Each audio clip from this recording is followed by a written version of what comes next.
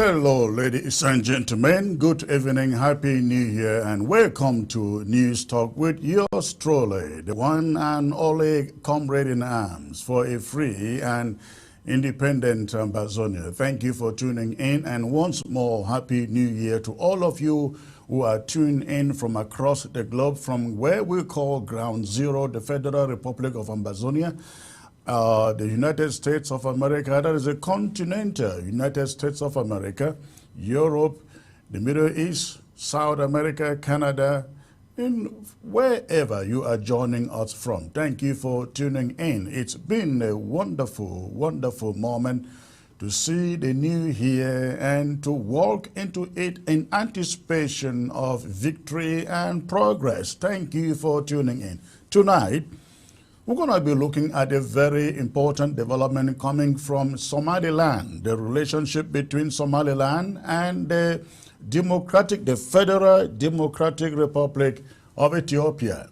We also will be looking at a subject which I have titled, Capo Dan, is he the hungry man of Ambazonia?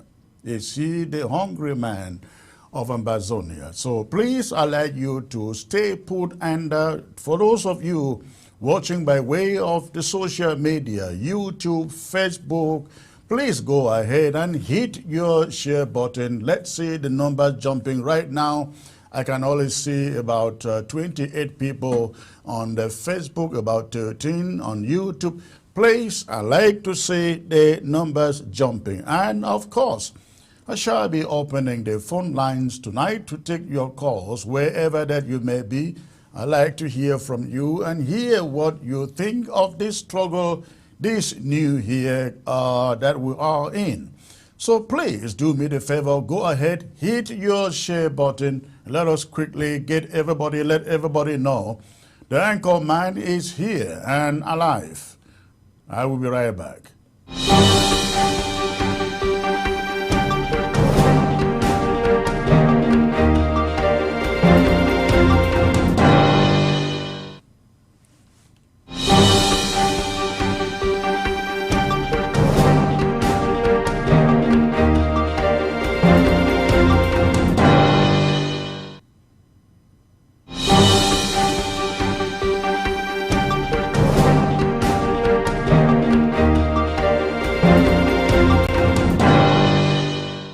ABS can help you reach your target audience like never before. Advertising on ABS, you'll benefit from our extensive reach and dedicated viewership. We offer special advertising packages during primetime slots and popular shows. You'll also be featured on our social media platforms, reaching an even wider audience. Don't miss out on this opportunity. Take your business to the next level. Contact our advertising team at absafricativ@gmail.com. ABS can help you reach your target audience like never before. Advertising on ABS, you'll benefit from our extensive reach and dedicated viewership. We offer special advertising packages during primetime slots and popular shows. You'll also be featured on our social media platforms, reaching an even wider audience. Don't miss out on this opportunity. Take your business to the next level. Contact our advertising team at absafricativ@gmail.com. ABS can help you reach your target audience like never before. Advertising on ABS, you'll benefit from our extensive reach and dedicated viewership. We offer special advertising packages during primetime slots and popular shows. You'll also be featured on our social media platforms, reaching an even wider audience. Don't miss out on this opportunity. Take your business to the next level. Contact our advertising team at absafricativ@gmail.com. ABS can help you reach your target audience like never before. Advertising on ABS, you'll benefit from our extensive reach and dedicated viewership. We offer special advertising packages during primetime slots and popular shows. You'll also be featured on our social media platforms, reaching an even wider audience. Don't miss out on this opportunity. Take your business to the next level. Contact our advertising team at absafricativ@gmail.com.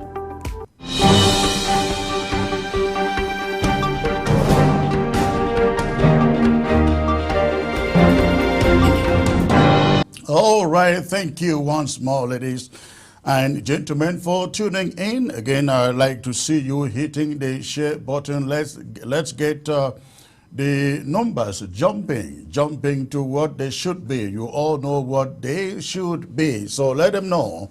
Everybody out there know the anchor man is here. I start with congratulations. Congratulations for all of you on ground zero, the Federal Republic of Ambazonia, for making La République du Cameroon to understand that resilience for our independence isn't coming only from the diaspora, but it is coming, most importantly, from all of you on ground zero.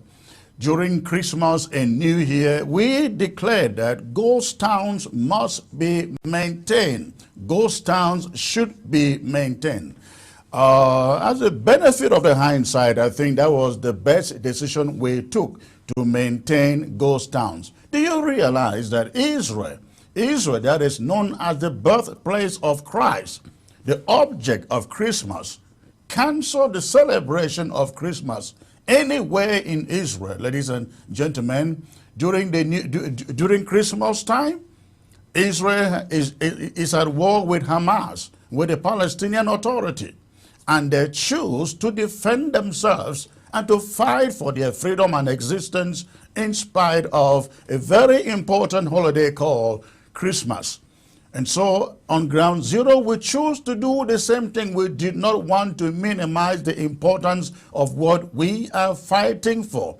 And we choose to maintain our regular ghost towns Mondays, ghost towns on Christmas Day, ghost towns on New Year Day. And we were told that all over Ambazonia, most especially Bamenda, was completely shut down for those two occasions.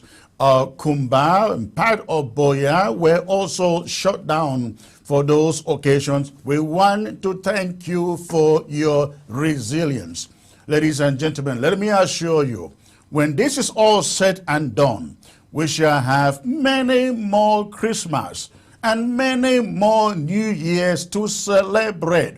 We cannot compromise our freedom for a 1 day or 2 days celebration. And the decision you took to stay home to send a message to La République du Cameroon that Christmas and New Year aren't more important than your freedoms was the most powerful message you could have sent on ground zero to La République du Cameroon. God bless you all, and it is my prayer that this war will come to an end this year, and next year, and the next year, and the next year. You will have every reason to step out and celebrate Christmas and New Year as you should, as it is being celebrated everywhere else.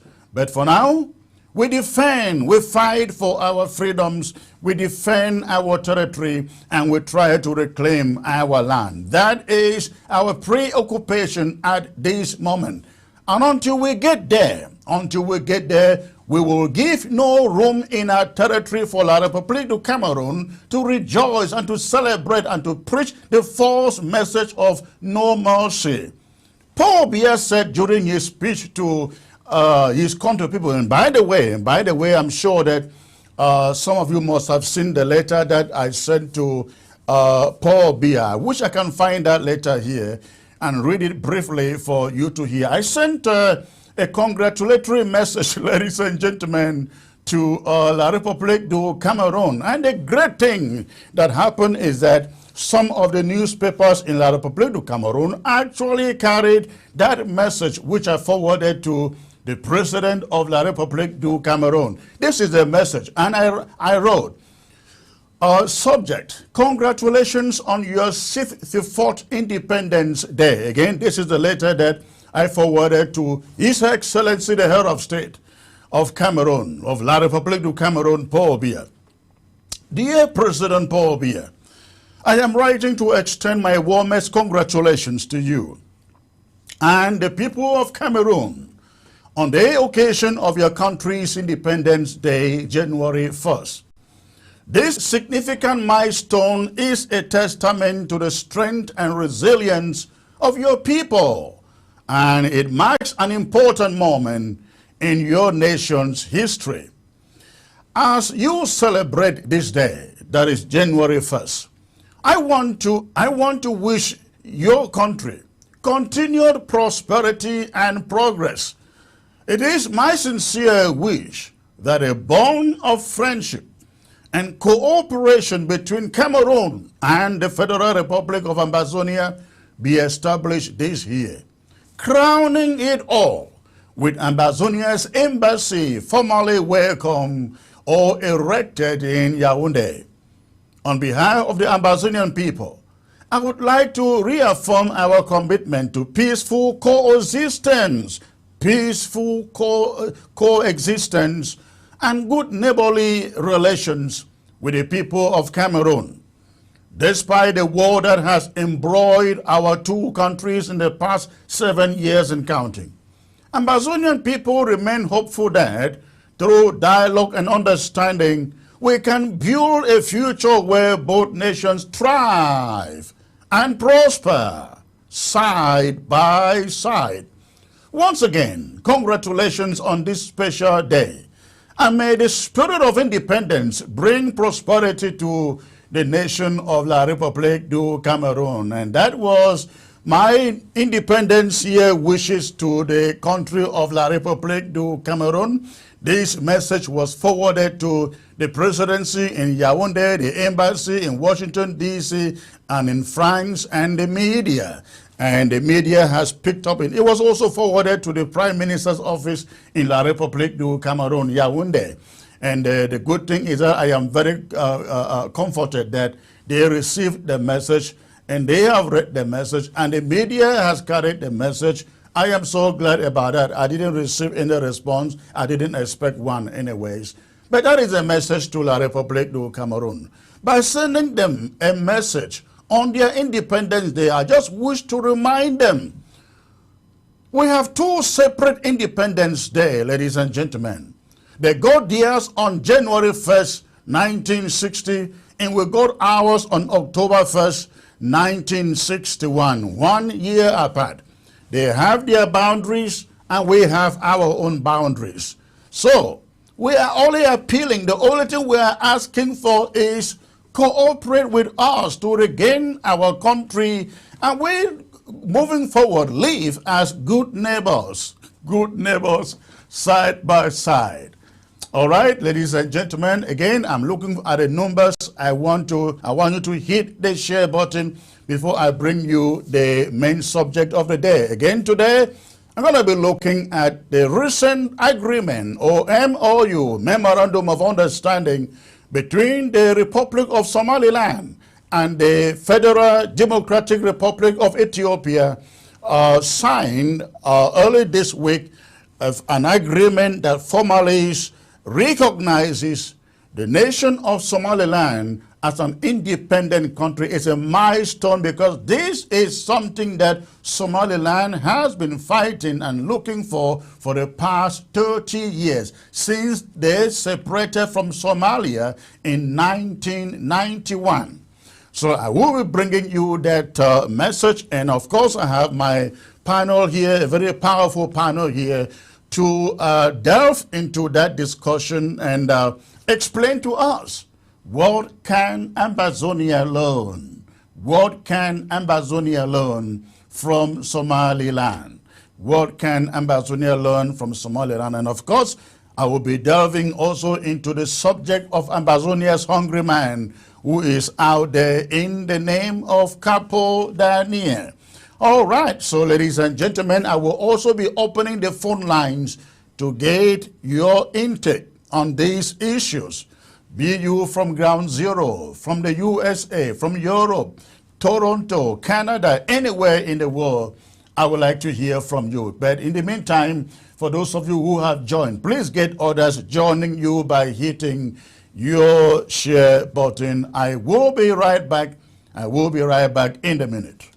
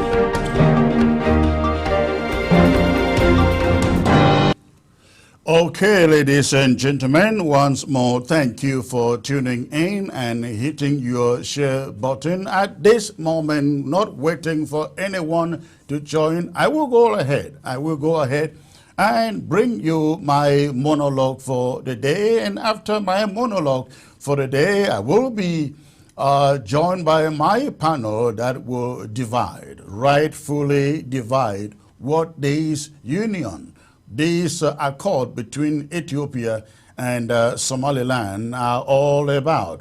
So, but for the moment, I bring you my talking point on the subject, and I expect you to continue hitting your share button. Go ahead, continue to hit your share button as I bring to you my monologue for this show. And again, don't forget, my panel is coming up right after this to rightly divide what this is all about. Somaliland and Ethiopia signed a historic memorandum of understanding, a win-win for both nations. In a historic move, the self-declared Republic of Somaliland and the Federal Republic of Ethiopia have signed a Memorandum of Understanding, MOU, that promises to bring about significant diplomatic and economic benefits, not just for each of them, but for both countries. The MOU will allow Ethiopia to utilize Somaliland's strategically located seaport for a period of 50 years in exchange for formal recognition of Somaliland's independence. That is, once the agreement is formally signed. This marks a significant breakthrough in the diplomatic relations between the two countries. But more importantly, for the quest towards Somaliland's international recognition. They have been fighting for this for years. Located on the coast of the Gulf of Aden, Somaliland boasts one of the largest and strategically important seaports in the Horn of Africa. The agreement is expected to provide Ethiopia with a crucial gateway to the sea, offering a new and efficient trade route for the landlocked nation. In return, Ethiopia's formal recognition of Somaliland's independence stands as a significant diplomatic achievement for Somaliland, which has been striving for international recognition since declaring independence from Somalia in 1991. The formal recognition of Somaliland by Ethiopia sets a precedent for other nations to follow suit, potentially paving the way for broader international recognition of Somaliland's sovereignty. The MOU exemplifies how nations can leverage their respective strengths and resources to forge mutually beneficial partnerships, ultimately contributing to regional stability and development. The memorandum offers valuable lessons for other movements seeking self-determination, including the Amazonian independence movement. Two crucial lessons stand out from Somaliland's journey, ladies and gentlemen. The importance of territorial control and the enduring virtues of patience or perseverance. One of the key aspects that Amazonians can learn from Somaliland's success is the significance of being in control of their own territory. The MOU with Ethiopia underscores the pivotal role of territorial control in securing diplomatic and economic agreements. Somaliland's ability to effectively govern and secure its territory has been a critical factor in its ability to engage in meaningful diplomatic negotiations and forge mutually beneficial partnerships. This should serve as a compelling example for Ambazonians, highlighting the importance of establishing and maintaining control over their territory as a foundational step towards achieving their aspirations for recognition and sovereignty. Moreover, the journey of Somaliland vividly illustrates the enduring virtues of patience and perseverance in the pursuit of international recognition and self-determination. Despite enduring decades of diplomatic challenges and setbacks, Somaliland remains steadfast in its commitment to peaceful statehood, and they continued to engage in constructive dialogue with neighboring nations and the international community. The outcome of Somaliland-Ethiopian agreement stresses the importance of building international partnerships and alliances to garner support for self-determination efforts on the side of Somaliland. By cultivating relationships with neighboring and influential nations, Somaliland was able to secure a pivotal agreement that bolsters its position on the global stage. This should serve as a reminder to Ambazonians the importance of strategic alliances and the potential impact of garnering international support for our cause. The lesson for Ambazonians, ladies and gentlemen, is clear. The journey towards international recognition and sovereignty may be long and arduous, but the rewards of patience and perseverance can be transformative. Somaliland's 3-decade-long struggle for recognition serves as a poignant reminder that the pursuit of self-determination requires, ladies and gentlemen, unwavering commitment and perseverance in the face of challenges and uncertainties. The eventual success in securing a landmark agreement with Ethiopia underscores the profound impact of patience and resilience in achieving diplomatic breakthroughs and advancing the cause of statehood. The history of Somaliland's struggle against Somalia is very similar to Ambazonia's and is characterized by a complex and tumultuous journey marked by periods of unity, conflict, and ultimately a quest for independence. Somaliland, situated in the northwestern part of the Somali Peninsula, traces its history back to its colonial past under British rule. Following its independence from British colonial rule on June 26, 1960, Somaliland briefly existed as a sovereign state for a few days only before unifying with the newly independent Italian Somaliland, forming the Somali Republic on July 1st, 1960.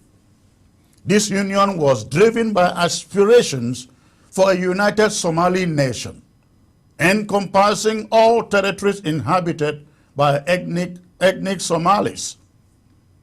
However, the dream of a unified Somalia soon encountered significant challenges, leading to protracted struggle between Somaliland and the central government in Mogadishu, Somalia. The period following the unification saw political, social, and economic disparities emerge between the northern regions, including Somaliland, and the rest of Somalia. These disparities, coupled with the oppressive policies of the central government in Mogadishu, fueled discontent and a growing desire for autonomy within Somaliland. Tensions escalated over the years, culminating in a brutal civil war and the collapse of the central government in Mogadishu in 1991. In the aftermath of the civil war, Somaliland seized the opportunity to assert its independence and declared itself a sovereign state, reclaiming the independence it had briefly enjoyed in 1960. The decision to break away from Somalia was driven by a desire for self-determination, peace, and stability, as well as a rejection of the failed union and the oppressive policies of the former Somali government in Mogadishu.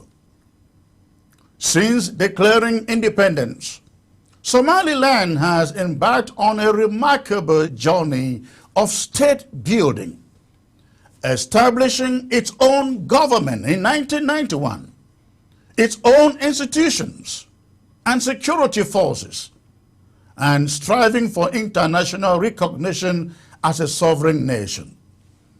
The quest for recognition and the recent Memorandum of Understanding with Ethiopia mark significant milestones in Somaliland's ongoing struggle for independence and international standing, reflecting the enduring spirit of resilience and determination that defines the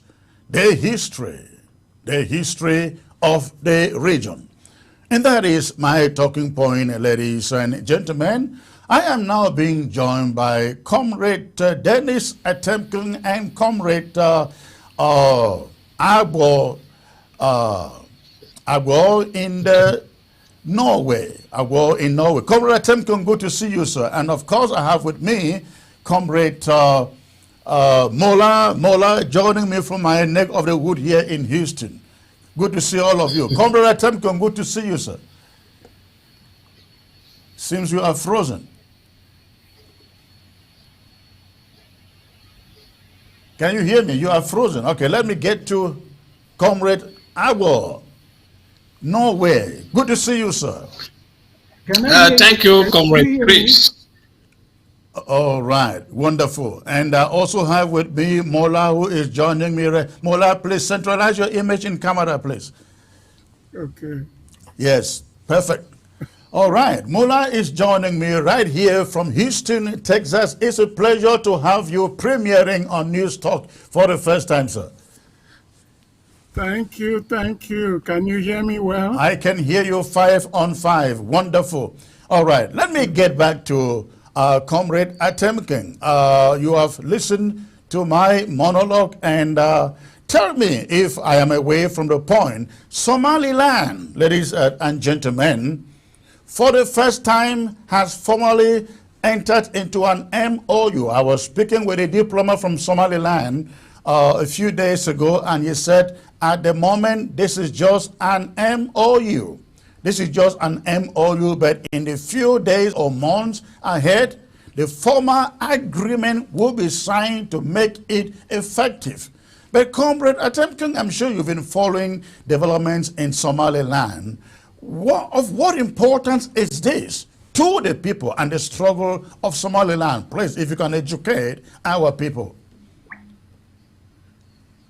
Comrade Chris, yes, thank sir. you very much for having me on this program. Stories, if you know the background of this union between Somaliland and Somalia, the situation of the Southern Cameroons, if you know this history, because the history of Somaliland and Somalia is very interesting as to what happened. You see, on the 26th of May, June 1960, Somaliland was the of June 1960. On the next day, on the 27th, their parliament hastily, through law number 1, drafted a union treaty and said in that treaty that they were going to join with Somalia forever. Those Somalia forever. Unfortunately, the Somali Assembly never signed that union treaty, and Somalia never signed. So 2 union treaties were actually drafted, none of which was signed by both sides. And so it is very important, let us see that, for us to see that the situation of Southern Cameroon is even more, because we never had any union treaty with La République du Cameroon, and even the Comrade Atem, I think you may have to log out and log back in. Your audio is breaking a lot.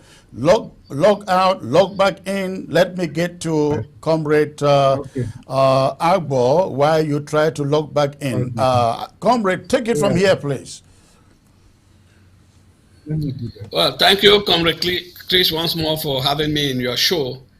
I really love coming here because it's one of the most liberal Amazonian TV station we have now in this liberation struggle. It's a TV that does not discriminate and accepts everyone, no matter your view. You're always free to come in. Well, you see, Somali, as Comrade Atemken, Dr. Atemken was saying, I think he will come. I will allow him to come and elaborate more on that. But I just want to draw our attention on some aspects which you have actually narrated in your introduction. One of the things I learned from the Somalian, Eritrea, or let me say Somaliland history, is their ability, to be able to negotiate for peace. Because negotiating for peace is one of the most difficult things in diplomacy, especially when you want to leave another person. If you look at Somaliland, the politicians have worked so hard. They did not leave everything in the hands of Somalia.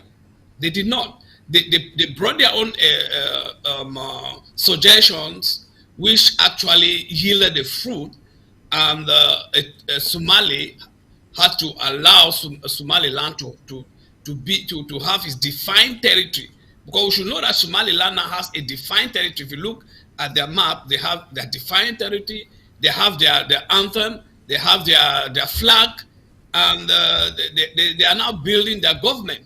So this ability to negotiate for that peace is very important. It's something that we Amazonians should learn, and that is why we need a diplomatic body. And I'm happy that your government has come up with the idea of lobbying firm, and we have now an Amazonian mission.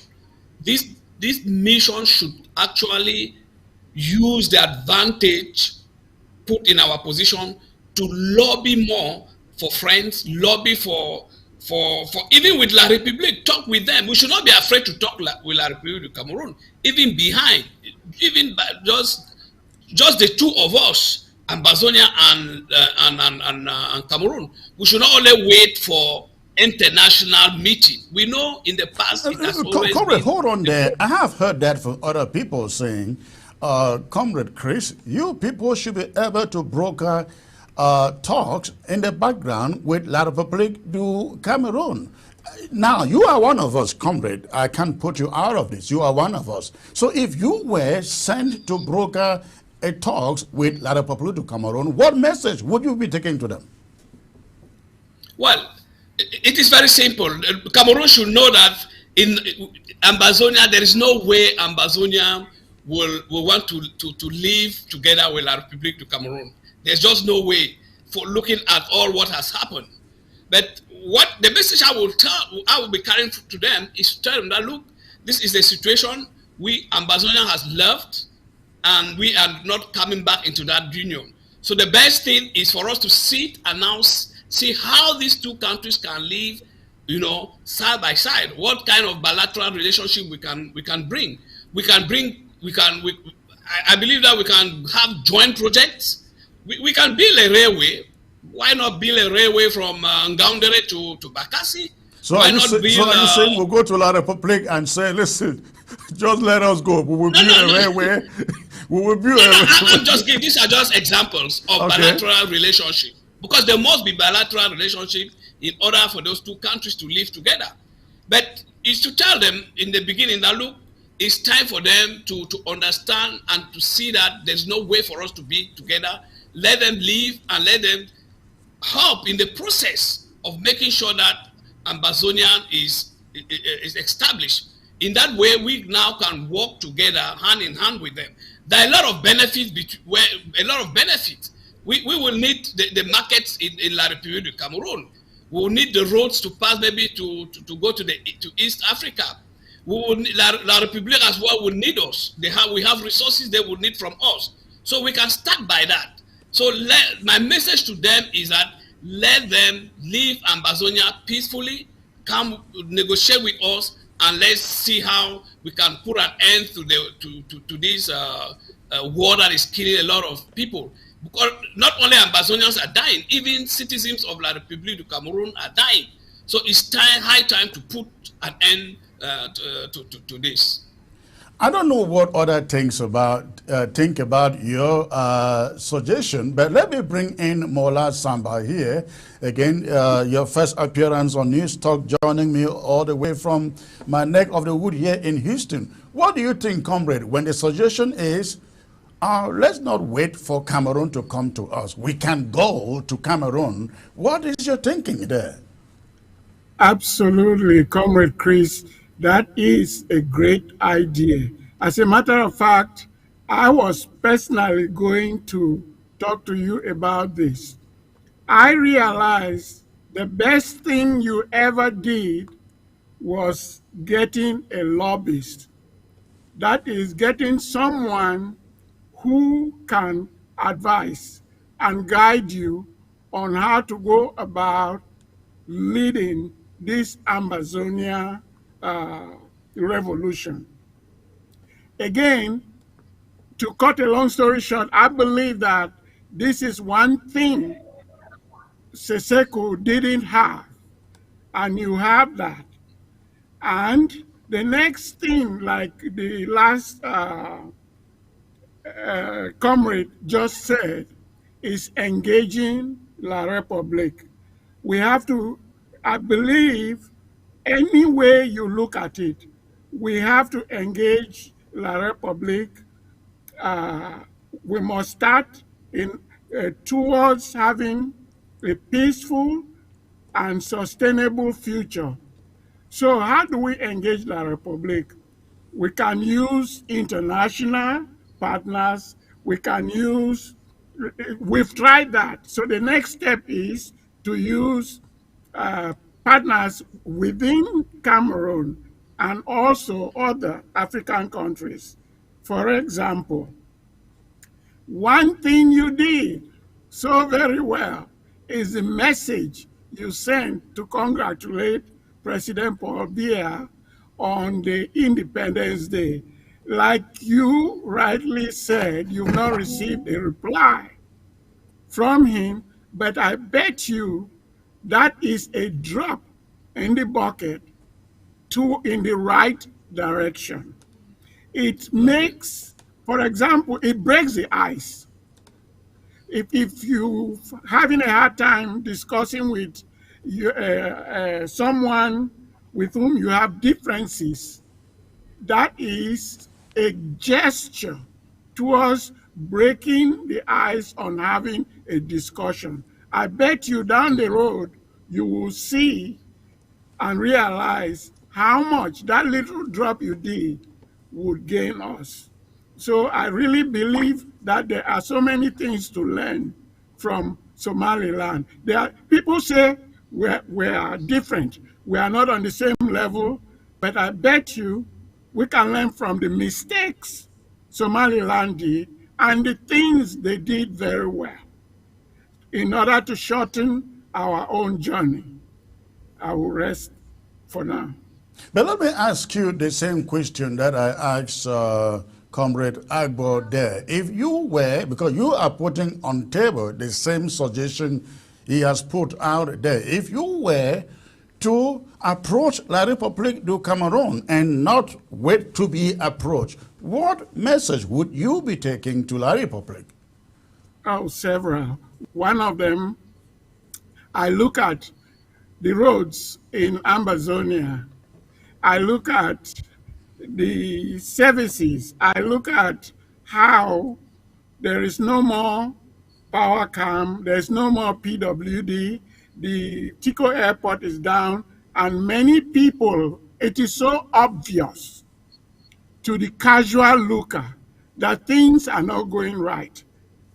Not only in Ambazonia, but also in La Republic. And I will offer this. I said, do you realize that if Ambazonia were to govern and do their own things, they would alleviate, they would remove some of the load from your head, and you will realize that before you joined or you took over Ambazonia wasn't this, the roads were not that dilapidated. The electricity was a lot better than it is today. And that's where I will start. But how do you hope, though? How do you hope, though, to convince Cameroon with that? It's a step to I show thought them if that. you were to approach them, you would have to have something to offer. Oh, okay. What I'll offer is good neighborhood. Like if we are already neighbors, and we will have to live as neighbors, whether as good neighbors or bad neighbors. So I will offer for them to realize that that situation will improve if Ambazonia was running their own things and La Republic was doing their own things, and then there will be a memorandum of understanding on how we are going to move between La Republic and Ambazonia. All right, let me bring in Comrade Atemking into this conversation. We haven't scratched yet what we're going to talk about under Somaliland, but let me bring him in to make his take on this potential approach to La République du Cameroun. Comrade, what do you think about that suggestion? Comrade Chris, you know I am a proponent of dialogue. I say that even while the war is going on, we must be talking to La République du Cameroun. We can begin by talking to the media people in that country. But let me come back to the issue. If I were to approach La République du Cameroun, what am I going to do? Hello? I'm hearing you. Go on. You are still breaking down. Okay, Go on. good. So, La République du Cameroun, what will I put to them? First of all, I will begin by showing La République du Cameroun the history of colonization. I will show La République du Cameroun, France and Algeria. I will show La République du Cameroun, maybe Kenya and colonialism never believes that it will surrender. No colonial master ever believed that it will surrender. But I will show Cameroon that never surrendered, but they surrendered at the end after losing so many people. That is the first thing I will put before La Republic. Is that convincing You enough, see? though, just to No, tell them that, listen, you're not going to win this war? No, listen. The next thing I will put to them is that, Don, all colonial masters have become the best friend to their colonies. So that is important for this war now. If it ends, it will only bring about great joy on both sides. Because what we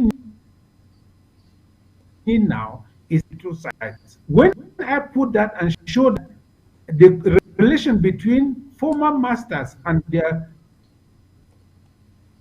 colonies, say to them, look, you look at the relation between Ambazonia and the Republic of Cameroon. There is no union treaty. There's no bond of any kind. I will try to show the Republic of Cameroon that no matter what they do in 100 years, they cannot win and they cannot change. The Republic knows in its heart of hearts that it does not own Ambazonia. It has no power whatsoever. It is just all of what La Republic. They know it. They have no grain of truth on which they can stand. So those are the facts I will put to them and say, look, we are a possibility to come out of this thing with some honor. Let us say that either you refer this matter to arbitration, you own Ambazonia, and we defend ourselves, or we do a referendum in which you can go out with some honor to say that things I will put before them. You see, so if you put before La Republique du Cameroon that, look, we are looking for an honorable way out and propose arbitration or referendum, La Republique will discover that, yes, there is a way for me to get out without any important things that we put before them. The other thing we need to put before them is the fact that we are willing to share some of our, until they develop their own or whatsoever. But there is a possibility for us to share some of our own resources so that they get out of this. In fact, we can develop this extensively, but I just wanted to put this so that we all understand that the Republic of Cameroon, in a way that they will not feel humiliated, in a way that they will come out with honor, the too important or a referendum, so that they can never say that they were defeated or Ambazonia defeated them in war. I really don't know whether we are at a point where Cameroon can even give an ear to suggestions like the one we are discussing here, because I think a country that is ready to negotiate peace, negotiate justice, would start first by getting to the negotiation table before walking away or rejecting the terms. But we have seen that for the 7 years of this war, Cameroon has never been ready and willing to sit down and talk anything, talk less of going to them with some promises and promises of cooperation. But let's get back to the subject of Somaliland. This is what Somaliland has done, which I call it, we have all called this the politics of interest. International politics is the politics of interest. It is business. Had the seaport not been there, would Ethiopia be signing a memorandum of understanding with Eritrea? Now, I'm saying this in the background of the Ethiopian-Eritrean war. Remember, all that Ethiopia was fighting for in Eritrea was to retain Eritrea as part of Ethiopia, in the course of which it will have access to the seaport in Eritrea. They failed that. Now they realize they are landlocked and they now have to negotiate with Somaliland to the extent of recognizing Somaliland's sovereignty and entering into this deal. What doesn't that portray to us the significance of owning territory, taking territory in this our own struggle? Comrade Chris, you there. But let me begin by answering your question. It is true that, in fact, before Ethiopia actually had a change of mind in Somaliland, it was threatening to exercise its right to have access to the Red Sea. It was amassing troops on that Ethiopia was going to attack Eritrea to force its way to a port on the Red Sea. Comrade, you are really breaking a lot. Oh dear. I guess it's your network. Yes. If you can maybe log back in again, let's just try that once more and see whether that works. But I would like to pose that same question to Comrade Agbo, Derek, joining me from Ethiopia. Comrade Derek, you know this for sure. We have said that international politics is the politics of interest. The politics of interest. If Somaliland were not having a coastal line that is a natural port like the one we have in Victoria, Ethiopia will not be signing any deal, will not be recognizing Somaliland. Tell me if I'm wrong with that. And if that is the case, doesn't that amplify the importance of we gaining territories, taking over territories and controlling them? Comrade Agbo. Well, it's a very tricky question. I will say that diplomacy. It depends the way you play your game, and diplomacy is all about national interests. And in this situation, fortunately for Ethiopia, for Somaliland, they have what Ethiopia wants. And they used it to bargain to get what they also want. And I believe it's the same with La République and Ambazonia. And just from the first question, I believe La République should be able to be open to use this kind of opportunity to get what they think Ambazonia has that they don't have. Likewise, we ourselves have to look into what Cameroon has that we do not have. And that is why I say it is important that we should start talking, because grabbing territories, Ambazonia has territories. We have our territory.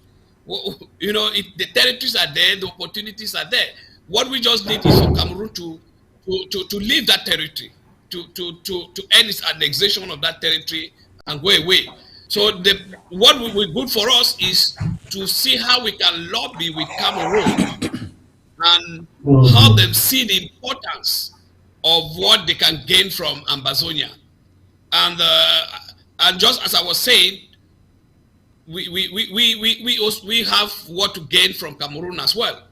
I quoted the market road to East Africa. Ambazonia also has, although we can go through air, it's expensive, but through road will be lesser expensive for us if we have to do business with East Africa, and we will probably need to pass through Cameroon. So Cameroon, we have a lot on both sides to gain if we can look at those advantages. Just like Ethiopia and Eritrea. If we look why Ethiopia went to Eritrea, is because they were losing billions of dollars paying to Djibouti. Their economy, that was money they could have used to build their economy. And now they are going to have it in a lesser cost by negotiating with Somaliland. They also had their military, their navy. Since Eritrea left, the Ethiopian navy has had it very difficult to train. So right, because they have no access to the sea. They have no access to the sea. So also the importation of arms. Importation of arms is easier also through the sea than air. Correct. So Ethiopia will be benefiting from that. And then Somaliland looks at that, he accepts it and says, okay, It's 50-50. That is good diplomacy. You scratch my back, I scratch your own, as we say in in our local. So they say, okay, if that is what you want, then we have it. Okay, this is also what we want. We have. We want recognition, and Ethiopia sees that it is their national. It is at their own national interest, and they, as a sovereign state, they have the right to decide what they want. They are not waiting for any other country to come and tell them what to do. And they have accepted to go into that. And that's why I say Ambazonia and Cameroon can as well look that. What can Cameroon benefit from Ambazonia? And what can Ambazonia benefit from Cameroon? You see, because we are neighbors, we are bound to live together in that geographical area called the Gulf of Guinea. There's no way, if there was a way we could remove Ambazonia from that area, I believe I should be one of the people who would have pushed for that. But unfortunately, we are condemned to live that way. So the best way to do is for us to start talking, talk to each other. I understand that the Cameroon colonial regime is very difficult, but just as Dr. Atemkem said, if we can start talking even within other members of the opposition in Cameroon, it will go a long way to help. It is not only the government. The problem is that in Cameroon, the opposition has no voice. Even pro-government activists, they have no voice. That's the problem. No, they have the voice. They have the voice. The problem is that they don't want to use the voice. And those are the effects of colonialism.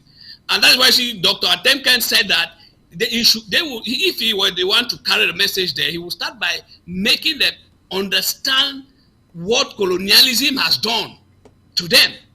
And by that way, it will maybe help to give them to orientate them to look at the positive side. You know, colonialism, the French colonialism has made the people to believe that they don't have a voice, to believe that they can govern themselves. So they can only do that through France. And that is why they signed the economic agreement with France. France made them to understand that you don't know anything, it is only us who can do it. And that is why if you look at the educational system in Cameroon, even if you even look at the administrative, how do you call it, ENAM, they believe in hierarchy. The boss is the all and all. When he says le chef a dit, that's the boss has said, and that is the end. You know, whether he's wrong, whether he's right, you know, you just take what the boss has said. But if we can help them, educate them, which I strongly believe that they know, but they just need that political will. If they can, because they have that voice. When you have political rivals in Cameroon, people that you and I can easily approach and bring some of these suggestions. When you have people like them, I'm talking of people like the Camtos, saying that Cameroon can never be divided. In fact, Camto travels to the Canada, to the USA, and will not allow an Ambazonian flag within the confines of the room he is meeting orders. How do you think that these same people buy the idea you are suggesting here? Now, you see, that is politics. You know, in politics, in politics, you can behave that way. But if you approach, diplomacy is silent. Diplomacy is silent. And that is one of the mistakes Ambazonians did during these 7 years, when they had good opportunities to meet diplomats and so on. They brought it on social medias. They came and advertised it. Diplomacy is not that. No senator in America will come openly to tell you that, look, yes, we want Ambazonia to separate with Cameroon. No. But you lobby behind, and what you bring in front are the results. If you look at Ethiopia and Somaliland, as what the lesson I've also learned there, is that they did this negotiation not on social media. They did it not on TV. The negotiation went on underground for many years, and at the end, it has given some positive results. And these are now the results they are bringing out for the people to know. But imagine that they came on social media, you know, to tell the world that, oh, you see, we are now negotiating to get a military base. Oh, we are now negotiating to recognize Ethiopia. I bet you what would have happened is that Somalia would have lobbied a lot to stop that. They would have gone into strong relationship maybe with the US, with other countries, to make sure that that doesn't happen. But it was done underground with their sovereign rights, and then they came up with the results and then announced it. And the world, it was a surprise, you know, hearing that there's nothing they can do again because it's out there and the people know that, okay, these two countries have this bilateral relation. So Ambazonia should learn as well. Kamto, it is difficult as a Cameroonian. Kamto will not come out to tell you that, yes, I want Ambazonia to go. But listen to, I followed his speech, his end of year speech. He went even further to say that even if it means talking about the change of the form of the state, he is ready. Now, how do you imagine the Kamto who said that Ambazonia can never go, and then he's now today, 31st of December 2023, he's saying that he can talk even about the form of the state. Because the Ambazonia problem here is the form of the state. It is the form of the state. Because there are two separate countries, two separate entities. So with time, all those things changes. They are just political discussions. So I don't actually judge politicians from what they say in the open. I try to go behind to understand them better, to know them better. So I will not I will not say that they cannot. What about Paul Biya? Paul Biya came to Canada. When I say Paul Biya, that his government came to the negotiation in Canada. They had been talking for 3 months. You understand? And when you see the result of what took place in the pre-talks in Canada, you know, it's because the government of Biya was ready to talk. But because of the differences they have internal issues, you know, a particular group decides to say, no, we were not there, you know. So, but they were there. Everybody knows that they were there. So what they come out, a politician comes out and say should not frighten us. We should always take that bold step to meet them, to delve deep into what they have to say. We don't hear you. We don't hear you, your microphone. Thank you. Let's get on to another area of this subject, this understanding between Somaliland and Ethiopia. Somaliland has been in this for 31 years. No country has endorsed the independence of Somaliland. Yet Somaliland has had a government for 31 years, carried out presidential elections 6 times. They have, I mean, I have been there and I saw how those people live. You go there, you will not believe this is a country without independence, without recognition. The only foreign country I saw there was Taiwan. Taiwan was the only office there with a diplomatic mission. But of course, we also know the history of Taiwan. It's not like Taiwan is some independent country. But no other country recognized Somaliland for all this time, in spite of the fact that they have been self-governing since 1991. Not even Somalia dares to go in to do anything. But 30 years, Somaliland kept on fighting. They didn't give up. This is what we call patience. And I believe this is something that we Ambazonians, it doesn't seem we are learning, comrade. Because, listen, we started this 7 years and counting ago. The masses were all engaged. Everybody was engaged. Money was flowing. People were coming in and they were supporting. Only 7 years after, in the diaspora in particular, I doubt you can count 100,000, let's just say 50,000 Ambazonians who are still standing in for this. What do we learn from Somaliland in terms of patience, perseverance, staying in there? Let me start with Mola Samba here. Hello. I believe that Somaliland is a perfect example of a country we can learn from. But most importantly, the mistakes they did. That way we can shorten the amount of time it will take for us to sleep in our country. One thing about very well is the internal unity and cohesion that is not existent in Amazonia. Comrade Agbo rightly pointed out how the best way you do politics is behind the scenes. Then you come out with a memorandum of understanding or something you have agreed on behind the back. And that is one lesson we need to learn very quick. We've been advised by several diplomats that that is what Amazonia needs to be able to have cohesion amongst and show a strong leadership.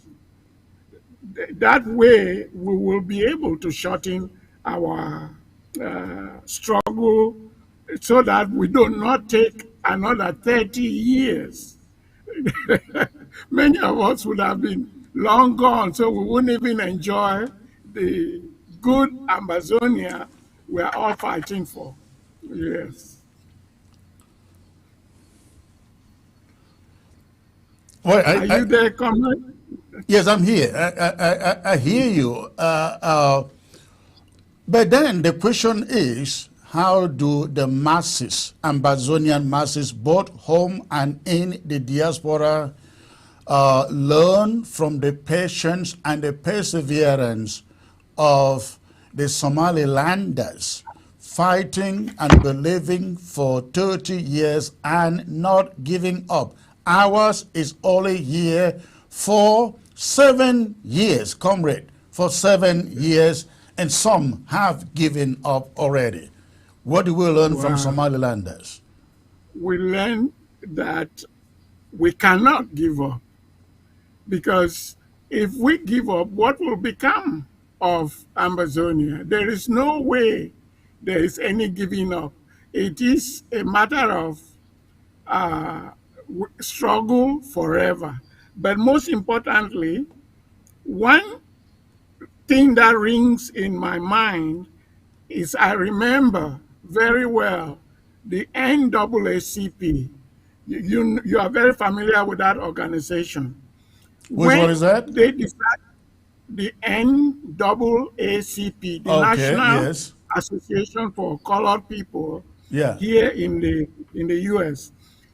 It's a model to follow, because it starts from grassroots and all the way up. It has a way to provide sustained funding for all the programs that they see like good programs that can help the underprivileged in the society.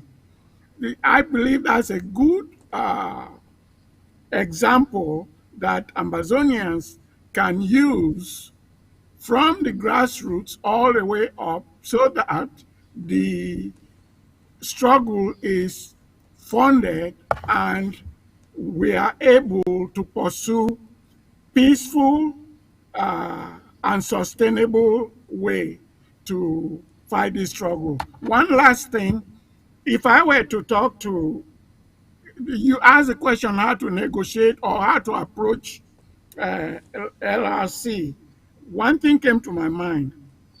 For example, our president, Paul Biya, listens to some people. Camto listens to certain people. We can find those people and talk to them. That way they will be like a go-between to be able to carry our goodwill message to the government of La Republique. The final thing to realize is that one day, or on the final analysis, every war comes to an end someday. And at that end, the opposite sides will put down their guns and again end up on the table. So they can come to the table, the better. I watched a movie of during the Second World War when soldiers fought and fought and fought, and they were so tired. During it was Eve, they were so tired fighting, and one of them said, "But wait a minute, we're out here. What are we really fighting for?" Then they came up with a slogan: "You don't shoot, then we don't shoot." And they brought a keg of beer, and the opposing sides shared the crate of beer and stopped shooting. Yeah. Let me get to, okay. Yeah, go on, Comrade Atom. We can hear you though. We can't hear you. We can't hear you. Look at the mic. Go on. Go on. Okay, you're making a wrong comparison on the issue of patience. I think our people are not giving up, and they will not give up. You can see that the ghost towns are still on. You can see that the people are still determined. And so you are comparing the situation of Somaliland, who is in control of its territory and is not being harassed by Somalia, with our people who are being harassed by La République du Cameroon on a daily basis. I think my message is it mostly... is not a proper comparison. My reference is mostly directed to the diaspora. No, don't worry about the diaspora, because the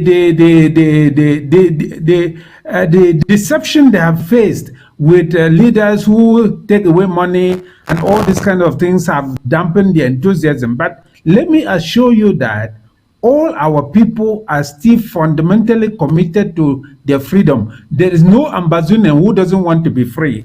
That is the reality of the matter. So let us not give any wrong impression that our people are about to surrender or they are not supporting. No, it is not like that at all. It is not like that. So let us be clear about that our people are still committed to their freedom, even if they are not putting down the money. There is donor fatigue that comes in for a while, and then they will later on people will come back to their normalcy and continue the struggle. It is just like that. Now let us go back to the issue of addressing the La République du Cameroon. I was raising some issues that it looks like we were not following up because my line was cutting. I said that we should begin by let the media in La République du Cameroon and the media in Ambazonia begin talking to each other, at least at the level of the media. From there, it will spread to the rest of the population. I'm not interested in the opposition because those are politicians. They will never want to say the truth. They will always want to speak to the gallery and to flatter the electorate. You know, like you see the Somalia president swearing that Somaliland is part of their territory. How could Somaliland become part of their territory when it was Somaliland who proposed the union and has now declined? So all of that talk is absolute nonsense, and it's just to flatter the electorate. So let us come down to the fundamentals that, first of all, if we want to engage La République du Cameroon, it is not as if you are going to beg them or anything. No.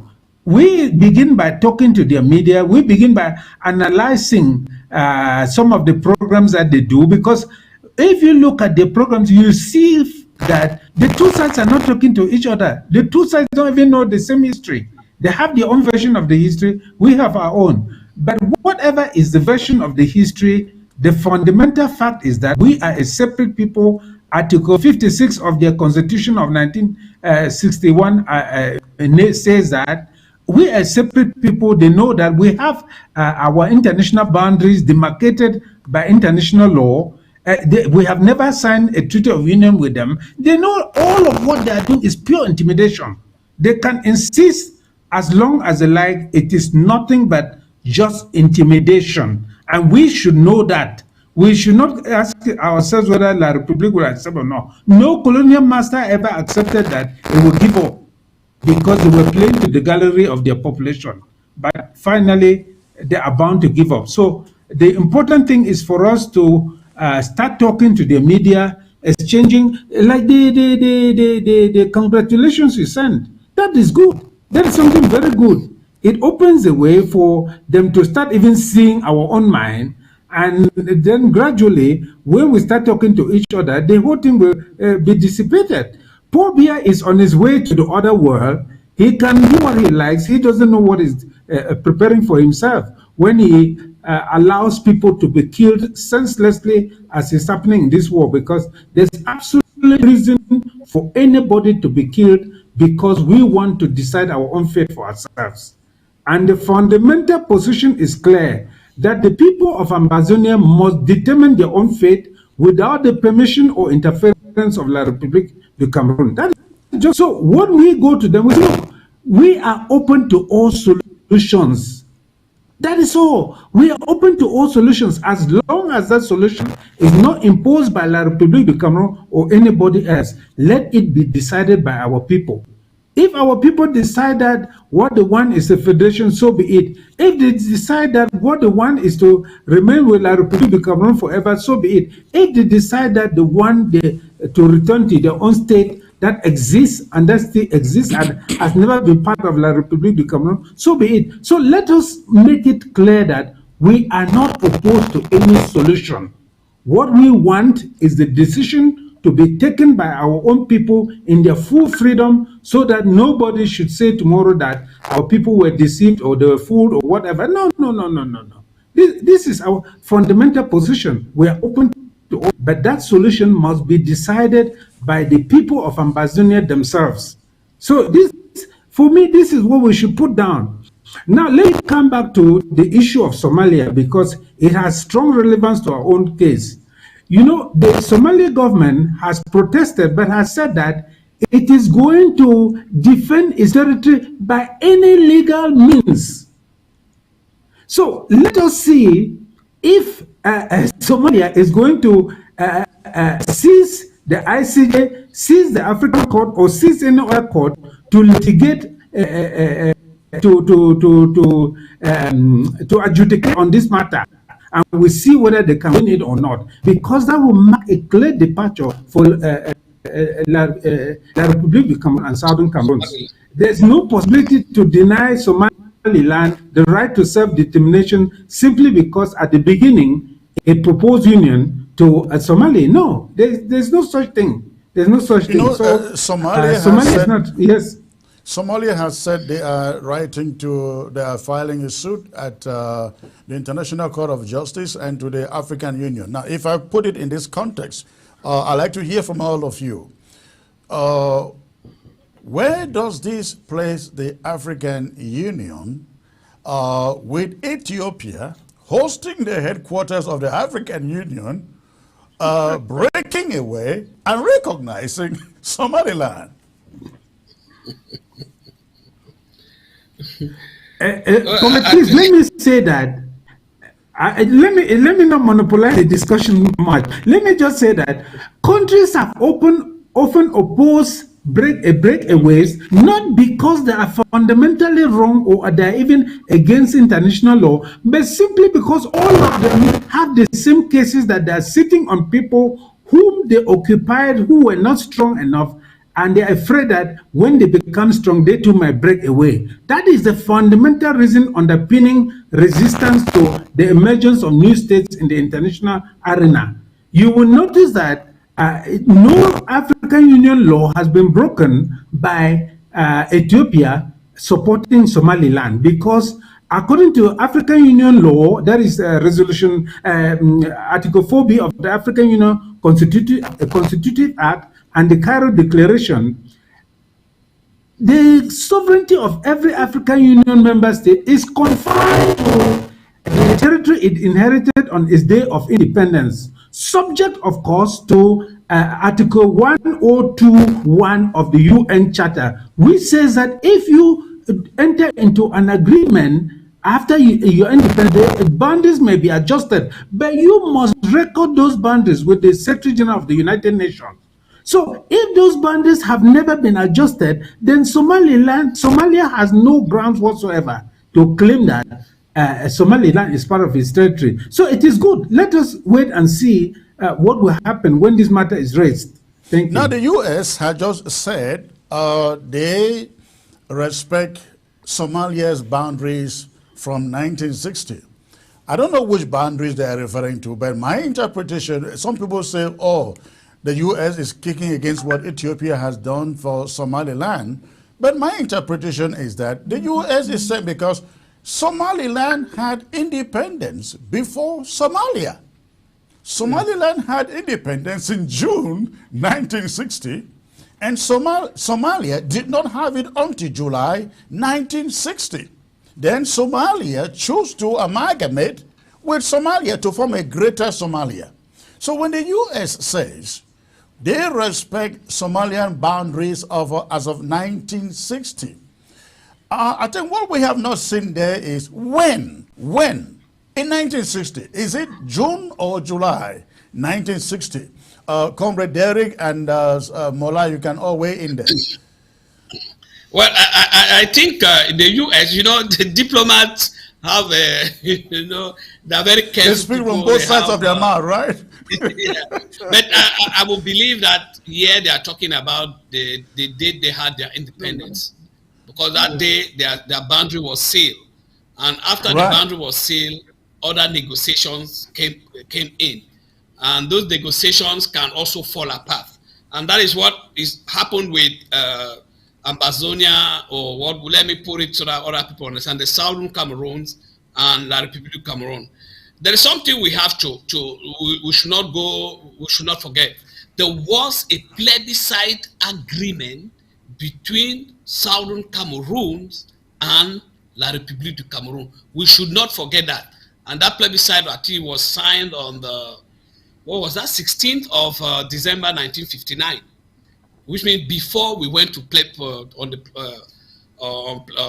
the plebiscite, there was already an agreement based on what Tafala Balewa said in the General Assembly and what Ahijo said. So there was a plebiscite agreement. Now, our argument here is that this plebiscite, Cameroon is using this plebiscite agreement to show that, okay, we are part of them because we signed an agreement, because they consider that as a treaty of union.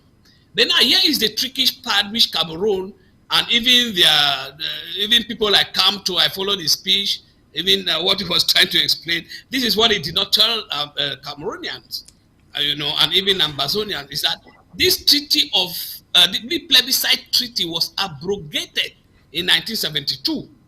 Once it was abrogated through a false referendum, that treaty falls off.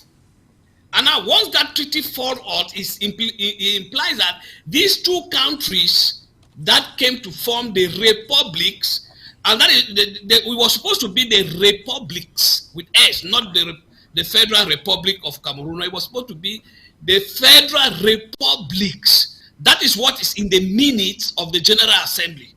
Unfortunately, it was a Frenchman doing the summary of that minute, and he had to take away the S. But that is a discussion for another day. So once these two countries, the plebiscite agreement now was abolished, what happened was that these two countries came back to their original form, which they had in the days of they acquired the days of independence. And Mr. Paul Biya, knowing fully aware of that, he decided to make the agreement open, and he did that on 4th of February 1984 by clearly telling the people that, look, there is no need hiding this hide and seek. You know, we are La République du Cameroon. So there is no need hiding. Let's make the world know that we are La République. And when we remember, if we remember one of his speeches, he said, Qu'avons-nous fait avec notre indépendance? He said, what have we done with our independence? He was referring to that plebiscite agreement. And what are the consequences of that plebiscite agreement? It was plebiscite agreement reduced La République du Cameroon from a state to a mere federal state. I don't know if you see the implication. Yeah. To be a full state, and then you come in now to sign a plebiscite agreement that reduces your independence, your sovereignty, to be that of a federal state. So Mr. Bia was so, you know, he told Cameroonians that, look, if we laissez l'électricité, let's keep this thing aside. Let's take back our independence. Let's take back our sovereignty, because what we have done with it is unacceptable, and that is why he declared the restoration law, and he brought his country, gave its name back. And now the question is, why are they now still in the Republic of Ambazonia or the Republic of Southern Cameroon? Because we talk of Ambazonia is the succession state of the Republic of Southern Cameroon that was created. But when the plebiscite failed, we came back to Southern Cameroon. So why is Paul Biya remaining there? It's just what Dr. Atemke has just described here. That colonizers always use intimidation. What Cameroon is doing now is just intimidation. It's just what we call shisha in our local, no, making shisha ego, she don't quiet. You know, that's what we say in Pidgin. So that is what Cameroon is doing. But it's not that they know fully. Even Mr. Kamto himself, I follow his speech, he knows fully that his country has reverted back. Just as we find Somaliland, who is saying that, no, I don't want the relationship anymore. And they even proposed a memorandum of understanding which was never signed. The other people brought that, it was never signed. But in our own case, it was signed, but abrogated by one of the partners, which is La République du Cameroon. And I believe this is a lesson for Ambazonia to learn. We must stand firmly and know that Cameroon has seceded. They have abrogated that plebiscite agreement. So, and that is why I see people like late Pali to say, is Jumba married now? There's no Treaty of Union. Yes, there is no, because Cameroon has abrogated it. But if they did not, the plebiscite agreement was supposed to be a treaty, was supposed to function like a Treaty of Union to bring us together. But now it's some kind of Jumba married. And the Somaliland people say, after leaving that union, you know, I just want to go back to the question Chris asked. You see, I see one of the determination, part of the determination they had was never to give up on negotiation. They negotiated, they kept talking with Somalia. And that is why even Comrade Chris made it very clearly that Somaliland is existing without even Somalia attacking them. But the question is, why are they not attacking? It's because of some level of negotiation that had taken part between these two entities. Another lesson we can learn as well, there is we being able to negotiate not only with Cameroon, first looking our neighbors. Comrade, in the history of the Southern Cameroon, I've been following right from the time I joined the SCSC in 1994. I've never heard any of us moving to Equatorial Guinea. Why don't we talk to Equatorial Guinea? And Equatorial Guinea is a very interesting country because they even sent a supporting document. They sent an interpleader where in that interpleader they described and made it very clearly that they have boundary but with the Southern Cameroon. They made it very clearly that they have a boundary because in Bakassi, the Bakassi is shared between, look at the Bakassi Peninsula, there is the Southern Cameroon, Nigeria, and Equatorial Guinea. So the area is called the triangular boundary. In that triangular boundary, Equatorial Guinea made it very clearly to the ICE, to the International Court of Justice, that they have a boundary, but with Southern Cameroon, they did not say that they have a boundary with La République du Cameroon. So it's a very interesting country. And the question is, how many of our diplomats have ever approached Equatorial Guinea? I have Well, let's leave it there, comrade. Let's leave it there. Let me give Mola 1 minute to weigh in on this subject, then we'll transition to the next. Very good topic right there. Also, Comrade Akbo, you notice that um, Bakassi also clearly showed that they have a boundary with Southern Cameroons and Nigeria, and not La Republic. So, and then also, you notice that we went from 2 stars on the flag down to 1 flag. But importantly, let me take you right back to when Cameroon, the Southern Cameroons left Nigeria. It was so peaceful. Remember that? They went back to Southern Cameroons, and where Ndeli was the prime minister. There was no fight. It was peaceful. So Nigeria comes as the country that we need to approach and say, what's going on? Exactly. All right. And we have much to benefit from Nigeria. We have much to, and that is why we have to also educate some Ambazonians groups, that go to sign some certain kind of agreement, you don't go, when you need help, you don't go and, and entangle, create some kind of negative impact in that area, because we have some Ambazonian groups that have signed agreement with some other groups in we are Nigeria. very much aware of that. So we should start educating such people, Right. To Thank you, know comrade. that Please stay put in there. When we come back, I will take you to my second talking point on the subject of Capo Dan. Please don't go away. Stay put.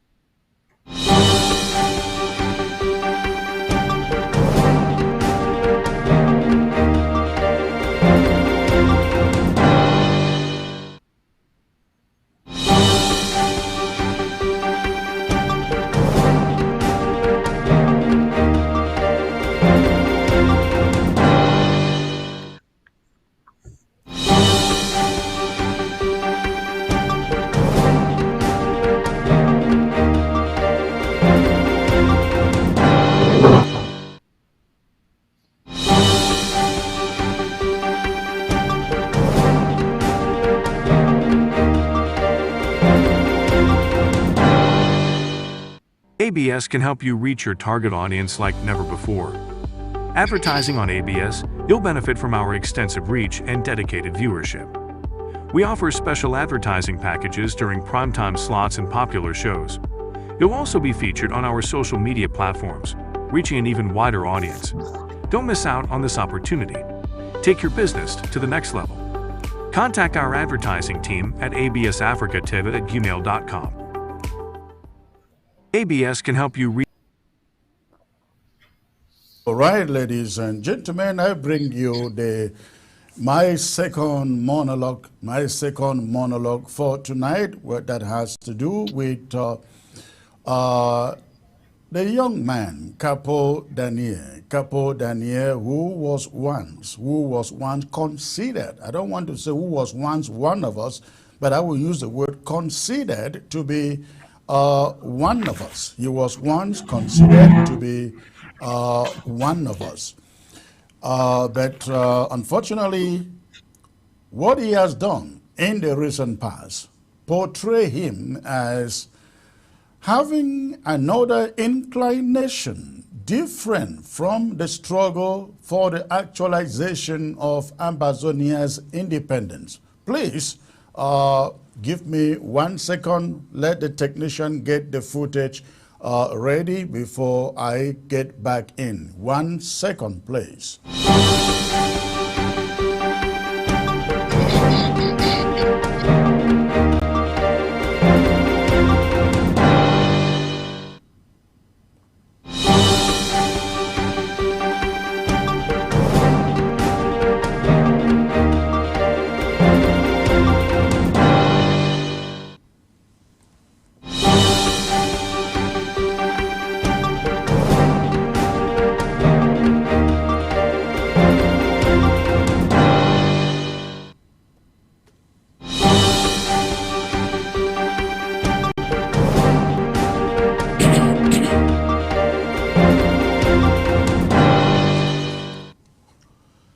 All right, thanks for staying put in there. Now I take you to Capo Daniel. Capo Daniel is the Ambazonian hungry activist. It's the Ambazonia's hungry activist.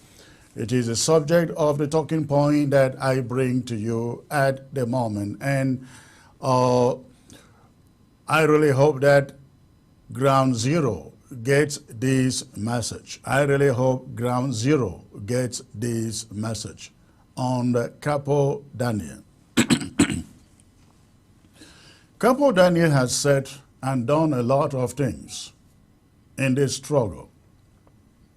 But I have never wanted to be in the habit of responding to anything he does or say, because I have always taken him for a clown and thus inconsequential.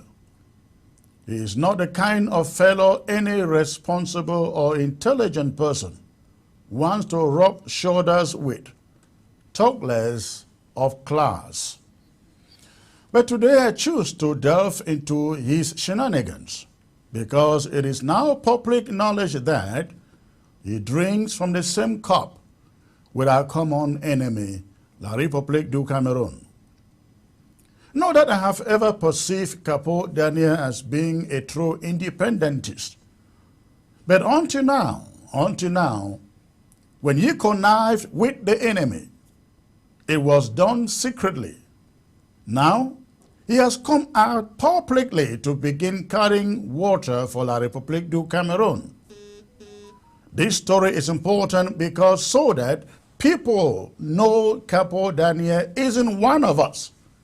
He has never been and doesn't speak for us, not even for Comrade Cho Ayaba. In fact, responding to my request for a comment on Capo Daniel, this is what Comrade Ayaba said, and I quote, "Tell him he is a cheap, hungry traitor now, trapped in his undeliverables," and end of quote. Quote that as my reaction, Comrade Ayaba said to me. This struggle for Ambazonian independence has been a long and arduous journey, marked by the bravery and sacrifice of many dedicated individuals. However, recent events cast a shadow of doubt over the loyalty of Capo Daniel. Once a deputy of Comrade Ayaba and claiming to be one of the deputies chief of the ADF fighters, Capo Daniel's actions have raised serious questions about his commitment to the Ambazonian cause. Throughout his tenure with the ADF, Capo Daniel faced widespread criticism from Ambazonians will question the ADF's focus on targeting civilians and other restoration fighters instead of directing their efforts against the oppressive regime of La République du Cameroon. This raised suspicions about Danier's true motives and allegiances. These suspicions were seemingly confirmed when he departed from the ADF, tried and failed to establish his own kingdom or faction after entering into agreements with La République du Cameroon and divulging the hideouts of Ambazonian fighters. This betrayal has resulted in the deaths of many courageous and brave Ambazonian fighters and the coercion of others to join the DDR centers. The most damning evidence of Capo Dan's betrayal emerged in the form of audio recordings revealing his clandestine negotiations with La République du Cameroon ministers to sell out the Ambazonian cause for a staggering sum of 1 billion francs CFA. The recordings painted a stark picture of a hungry man willing to sell his people and sacrifice their aspirations for personal gain. In the audio, he shamelessly negotiated an advance payment of 500 million francs CFA, exposing the depth of his treachery. But that's not all. Compounding these egregious actions, Capo Dan, in effort to blackmail the Hague of C, himself confessed to have engaged in secret meetings with La République du Cameroon officials during last year's Canadian so-called pre-talks. These covert discussions aimed to broker a unilateral ceasefire with La République du Cameroon in exchange for promises from them. Danier's willingness to entertain such deals and discussions with the enemy raised troubling questions about his true loyalties and motives. It appears that Capo Danier's departure from Canada and subsequent break from the ADF and Hague of C to form his own thing, his own group, may have been the result of his refusal to comply with the terms of the arrangement proposed by La République du Cameroon. Since then, he has embarked on a malicious campaign, not just against the Hague of C, but against Ambazonia at large. He now speaks on behalf of the very forces that have long oppressed his people. His actions are reminiscent of those who have succumbed to temptation and deceit, betraying their brethren for personal gain. That is Capo Dan. The implications of Capo Dan's actions are deeply troubling.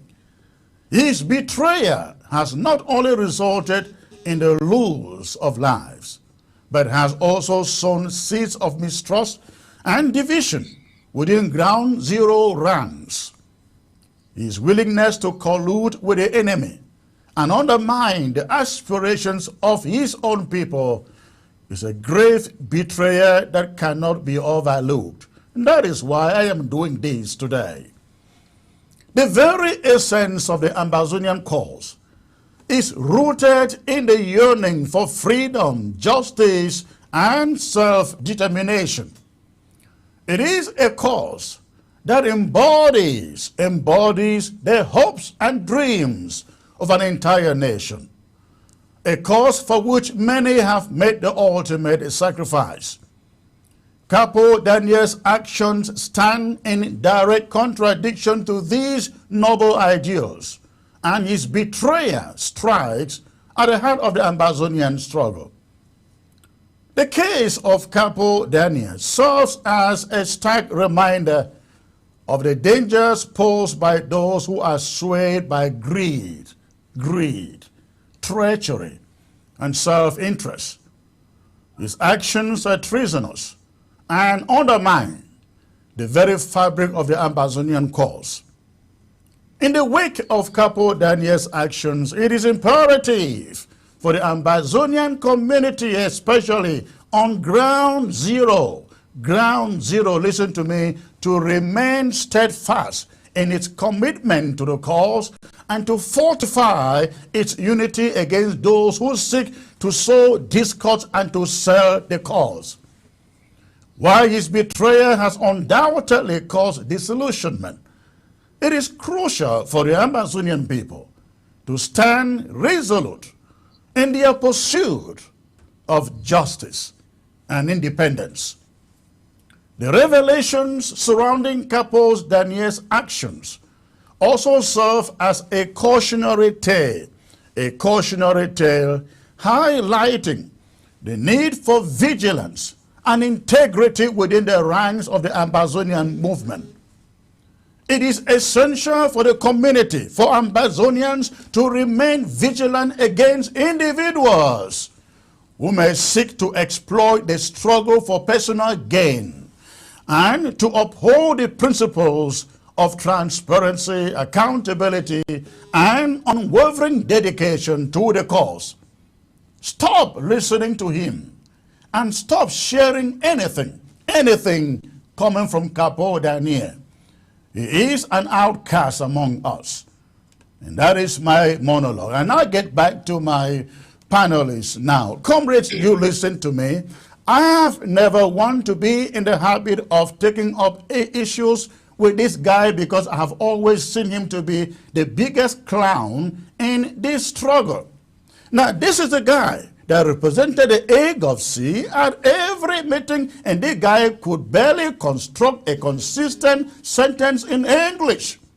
I met him in Cambodia at one conference there.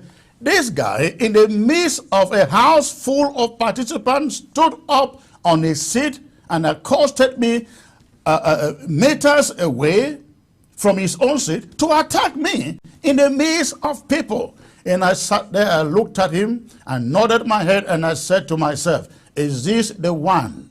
Is this the one that the AGOVC is setting out to represent it? Is he the one? He was still the one who represented the AGOVC in Canada at the so-called pre-talks. And this guy has no integrity and no ability to separate his ego, his self-interest from the aspirations of 8 million Amazonians. Now, suddenly, when the Jews have failed, as Comrade Ayaba called it, his inability to deliver on his promises to La République du Cameroon, he cuts away from the ADF, from AGOVC, and he becomes the enemy of the ADF, the organization you propelled yesterday. He tries to put on his own organization. It fails, and finally he has gone 90 degrees and is now speaking the same language with my country people and all those La République du Cameroon surrogates you find out there on the social media. That is who this guy, the face you find on your screen, has become. And my message to Ground Zero is stay clear from anything you hear from him. He isn't one of us. I don't know whether he was ever one of us. And so that is the message. Let me get back to my panel and get your feelings, your thoughts about it. I start with you, Comrade Derek. What do you think about this? Very interesting, Comrade Krish. Well, the Amazonian liberation struggle, I don't usually like to talk about people, but I follow them carefully. You see, Capo Daniel, if we were very careful, we would have known far back from 2017 that Capo Daniel knows nothing about the Amazonian struggle. And we would have identified immediately that he was there speaking the language of the colonial master. And how did I identify him? We went together in the AGOVC group, And in one of our forums, we were debating, and Capo Daniel made an audio to say that Ambazonia has never had independence. So we are fighting for independence. So I told him How that long? no, How long ago was that? That was 2017. Okay. 2017, yeah. So I told him that, look, we have independence. What we do not have now that has been taken away from us is our sovereignty, because a series of agreements, including the plebiscite agreement we had with La Republique, has been abrogated by La Republique itself, and La Republique has reverted to its name. And after reverting, what La Republique is doing now, it has annexed Ambazonia by refusing to leave us. So we are fighting back to gain back that sovereignty.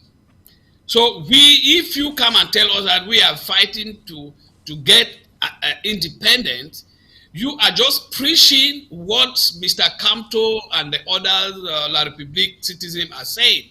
That look, say if you don't have independence, you were granted independence because you were to join La République du Cameroon, which means if you were not to join La République du Cameroon, you would not have been given independence, which is a wrong narrative, which is something that Ambazonia should go away from it. The second thing I realized about Capo Daniel, which made me, I started having problem with the Egg of Sea, and even, within the Egg of Sea organization, was this idea of him going out there with his so-called podcast and showing the hiding places of our people.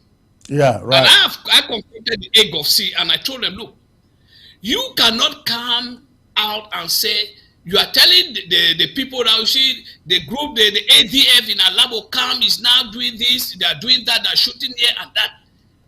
How big is Alabo camp? And when you are saying that, is that guerrilla warfare? Guerrillas don't talk.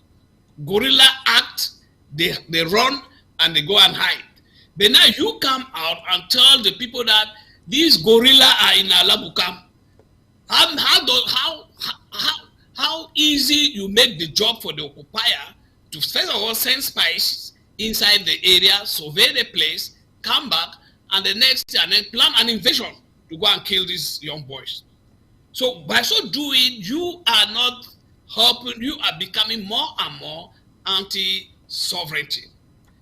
So I fell out with the Egg of Sea, and some of you saw my resignation from the Egg of Sea, because I saw that they were already going through Capo Daniel, they were going anti-sovereignty. Another aspect was with the TV that was the Egg of Sea created. The idea of that TV was for people to come out and educate Ambazonia. It was not to be used as a propaganda organ. But if you realize Capo Daniel, they hijacked it and they were preaching inside the gospel of La République du Cameroon. So when I saw all these things, I became so disturbed, and that is why I resigned from the Egg of Sea. So most of you saw my resignation. And that is how Capo Daniel has been working. And another aspect was... And that is the reason, comrade. That is the reason, comrade, I said I have never taken this guy seriously, talked about trusting whatever he does and say from day number one. Because he comes out today and speaks as if he is one of us. Tomorrow he comes with a different message. I don't know whether that is the way he was acting within the ADF, and they kept him there. Of course, that is the way they were following this iPod. Were they not following? They were there. They were in forums, and but I believe that it was just a political mistake in the part of Egg of Sea. They didn't have the vision to see who this guy really was, and I was even shocked to see that he was even brought into the diplomatic body, where until he was going to represent the people of Ambazonia, where you cannot even articulate the Ambazonian quest. You cannot articulate it. He does not even know the history. He just picks point, pick things left and right, put them together and come out and make useless audios, I listen at times to this thing and I say to myself, but is Comrade Ayaba himself listening to this guy? Because if he's listening to him, he should understand that this guy is preaching by the doctrine of La République du Cameroon. Because that was a well-prepared program to sell out to the people of Ambazonia and even to the people of La République du Cameroon. So I have always doubted him. And another aspect was something that happened in Manu, where one general in ADF went to one village there in Manu. I don't want to call the name. And then some people were harassed. They took some money. I called Capo Daniel. I said, look, Capo Daniel, could you release these people? Because what you guys did there is not correct. He said, okay, yeah, senior advisor, we are going to do that. But if they say we have taken any money, they are going to give back the money. I said, okay, good. I said, that would be good if you can do that. And please advise those guys not to continue with those type of things. To my greatest surprise, these guys were released. Actually, they did that. But on calling the family, I was happy. I said, oh, finally you have been released. And they said, no, we paid 1.5 million. I said, what? They did what? They paid or they were asked for 1.5 million? No, they paid it. They paid 1.5 million. Yeah, it's my classmate. We went from 1 to 5. She was a staunch supporter of the AGOFC sponsoring, but she doesn't show herself, But that actually discouraged her, and I believe she just backed off. She's just looking at the struggle. She told me that no, they paid the money, and I said, what? How could Capo Daniel do this? But after promising to me that they were going to release the people without collecting any money. The only good thing is, okay, the good thing is that the people were released, which at least their life is safe. So all those things, I believe Capo Daniel was doing them. And what marvels me is, why was the ADF not able, or let me say the military section, which is the ADF, and even the political section, why were they not able to see the action of this young man and to know that this guy is not going the right direction? He's not actually out to see Ambazonia free themselves from his own action. But luckily, he showed himself, and the situation came, and he demonstrated it in Canada, and the AGOFC themselves, have followed their spokesman, Asu Lucas. He himself has actually gone out there to describe now who Capo Daniel really is and how he took money from La République du Cameroon. So when you were just saying that he took money, he actually confirms what I have been hearing also members of the AGOFC say. So I will call on Ambazonia to be very, very careful. Let them be careful. Not everybody that goes out there that Ambazonia is really out to see that Ambazonia is free. And we can see a person like Capo Daniel doing that. I have challenged him to meet me in debates like this, but he has never done that. I hope he will do that one day, so that we can sit and debate. So all right, let's get to Comrade Atem King to weigh in on this and give us his take, please.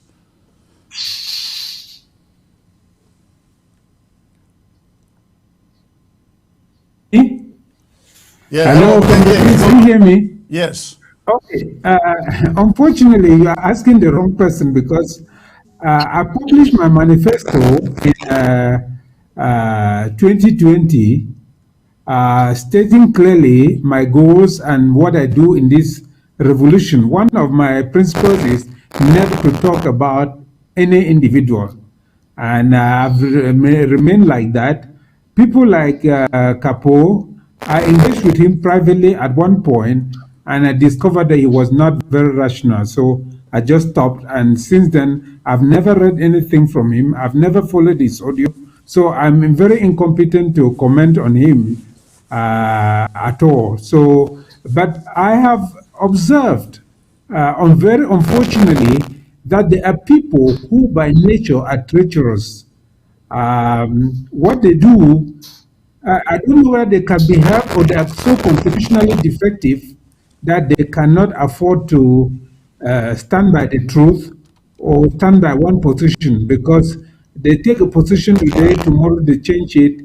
And not that they are following any rationale, but just the mood of the moment and just whoever can prevail over them at that moment. So, because of that, when I identify people who are not constructive, I don't follow them. I don't follow their videos. I don't follow their audios. I just ignore them and delete them from my forum, from my page. That is what I do. So I'm very incompetent to talk about Capo Dan and many others, but I know them. I know them that I can see those who are vacillating in their minds. I can see those who can be counted on. I see those who cannot be counted on, but I just observe and pass and do my own thing and ignore them. And not even, I don't share anything from them. I don't read anything from them. No, that is my policy. So that is my position. I don't know anything about this individual apart from the fact that I engaged him at one time privately and discovered that he didn't have a rational mind. So from that time, I never communicated with him or took anything from him or listened to him. Well, you may be very correct. The only problem is that you are smart and intelligent enough to know that, but I will tell you, many people on ground zero do not. I have received tons of messages asking, what are you guys saying about all that this guy is saying, all that he is doing? What are you guys saying? Say something, do something. And I decided to come out to say something, because if we do not, we're essentially allowing ground zero to be deceived with the propaganda he is putting out there. He is now a better propagandist for La République du Cameroon, more than the what is that guy? The country people, what? Something like that. He is more than them now. People. And the fact is that he used his own mouth to tell us he was cornered into a meeting in Canada. He was called by the sidelines by La République du Cameroon. They had a meeting. Now, if he had not fallen out with the egg of sea, Capo Dan would not be telling us that. He said that so to paint the egg of sea as compromisers. But if he had not fallen out with them, nobody would have known about that. Nobody. And again, unfortunately, comrades, we have to keep the integrity of this struggle. I do not understand how this guy could stay within the egg of sea for this long and even officially representing that organization everywhere. They had to send delegates. Again, we had a meeting in Cambodia. I went to Cambodia. Comrades, this guy stood up from his seat and walked to mine, and he wanted to slap me in that meeting. The organizers had to send him out for the rest of the day. I just sat there looking at him and laughing and said, what a stupid, childish clown.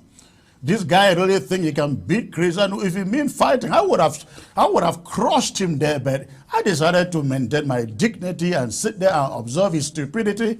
And I just saw. But this guy has not been with us. Ground zero must understand this. And going forward, you have to know who is speaking for Ambazonia and who isn't. Capo Dan now speaks for La République du Cameroon.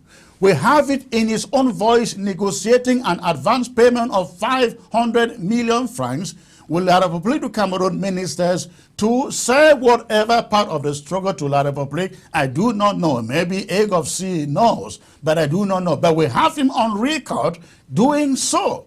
We also have him on record using his own mouth to say he had a meeting at the sidelines, a secret meeting in Canada to discuss with La République du Cameroon. Discuss whatever, again, we do not know. But Comrade Ayaba calls it his undeliverables. His undeliverables. The things he entered, the agreement, the arrangement, the promises he entered into with La République du Cameroon, but couldn't deliver.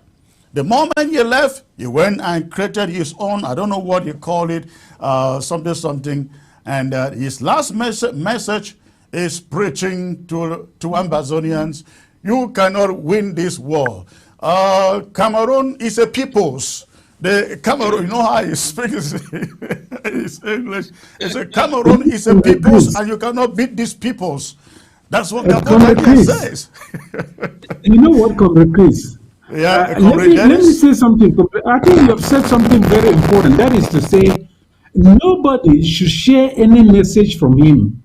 Any message, whoever receives it should delete it. If only everybody can understand this, then he would discover suddenly that he fulfills what the Bible says, that when the traitors finish selling, they themselves will be sold. Because he would discover that he is on his own, nobody listens to him, La Republique will not listen to him, and his own people would not listen to him. That is the only way to treat him. So everybody should be aware that nothing from this fellow should go into any forum or be passed around unless those who are passing it around are his agents and collaborators. But whoever receives it should delete it straight away so that it doesn't poison anybody's mind. Absolutely. Very much on point, and that is the reason I am doing this segment. Comrade Agbo, you seem to want to add something there. No, I was just saying that, Cameroon is the colonial regime of Cameroon is very tricky. And they know how to fish out collaborators among the Ambazonians. And that's what they have been doing for the past 60 years. So when I see people like Capo Dan, what he's preaching now, until telling us that to safeguard our sovereignty, we have to go back into La République du Cameroun. It's funny because La République du Cameroun does not even want us back. That is one thing people should understand. They have taken back their name. If they want us back, the first thing is for them to reject that name. That name, La République du Cameroun. They have gone back, and the simple reason they went back is the promise Ahijo gave the Cameroonian parliamentarian on in the UC meeting in Bulawa that took place in between 4th to 8th of July 1961. He told them that, look, we are just changing this our name and our constitution just to take back that territory that belongs to us. So when we take it back, we put it, when we collect it back, we will not transform our country back to La République du Cameroun. And so all along, what they did from 1972 was just to fulfill what the promises they had. They told their people. So Cameroon does not really want us Amazonian. What they need is our territory. You know that, and that's what they said. They want. Of course, I have made that point again and again and again. Yeah, so if you give them the territory, then they will go, and that is why they are what they decided to do now is to capture it gradually and transferring their population. Start by occupying Tico, Victoria. That was their plan. They will occupy Tico, Victoria. They climb to Mutengene, Boya, and then they will be coming to Mount Kumba and so on. That was the original plan they had, and we should not forget that it was a colonial plan by the French. After they had a war between there was a small war between the British and the French. That even ceded the Mongo to La République du Cameroun. The boundary was in Buri, so it was the queen that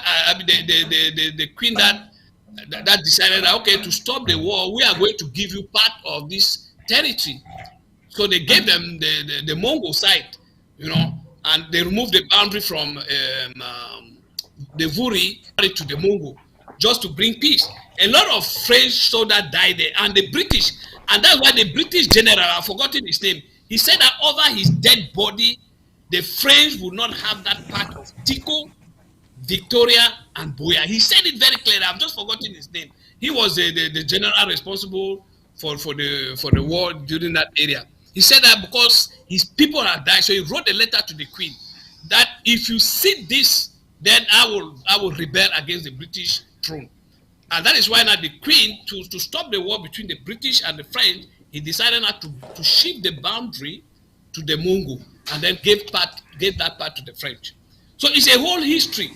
And when we see people like Capo Dan doing all these things, they know the history. They know that that is what is happening. La République want that territory, not the people. And we, the Ambazoman people, have decided that it is our territory. We are the ones to have that territory, not La République du Cameroon, because they don't even want us. If they want to be with us, let them start by cancelling that name, La République du Cameroon, and go back to the plebiscite agreement. Hey, Comrade Abo, please let us never say such a thing. We never want to hear that if La République, no, we are not going back to La République. Please don't tell them what they have to do for us to go back. Never say such a thing. Let me correct you straight away. Okay. No. Let me correct you straight away. Never say such a thing. That is a big mistake you have made. Yes, that's a big mistake. No, I understand you. I get like you very never well. before. Okay. Advertising on ABS, you'll benefit from our extensive reach and dedicated viewership. We offer special advertising packages during primetime slots and popular shows. You'll also be featured on our social media platforms, reaching an even wider audience. Don't miss out on this opportunity. Take your business to the next level. Contact our advertising team at absafricatv@gmail.com. ABS can help you reach your target audience like never before. Advertising on ABS, you'll benefit from our extensive reach and dedicated viewership. We offer special advertising packages during primetime slots and popular shows. You'll also be featured on our social media platforms, reaching an even wider audience. Don't miss out on this opportunity. Take your business to the next level. Contact our advertising team at absafricatv@gmail.com. ABS can help you reach your target audience like never before. Advertising on ABS, you'll benefit from our extensive reach and dedicated viewership. We offer special advertising packages during primetime slots and popular shows. You'll also be featured on our social media platforms, reaching an even wider audience. Don't miss out on this opportunity. Take your business to the next level. Contact our advertising team at absafricatv@gmail.com.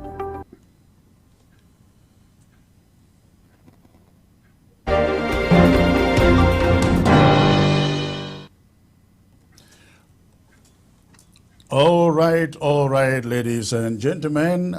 Thank you. I like to appreciate my panel. If you still have some time to stay put, and let's open the phone lines and listen to Ground Zero and the diaspora. That would be great. Right now, ladies and gentlemen, the phone line is open. You can go ahead, call in, and contribute to this program, whether you are on Ground Zero or anywhere across the globe. Go ahead and call in, and let's get your contribution. Okay, the phone line is there on your screen, and before you call, you want to make sure that the volume of your TV set is shut down, and you focus on your phone only, your phone only. The telephone line is there on screen. All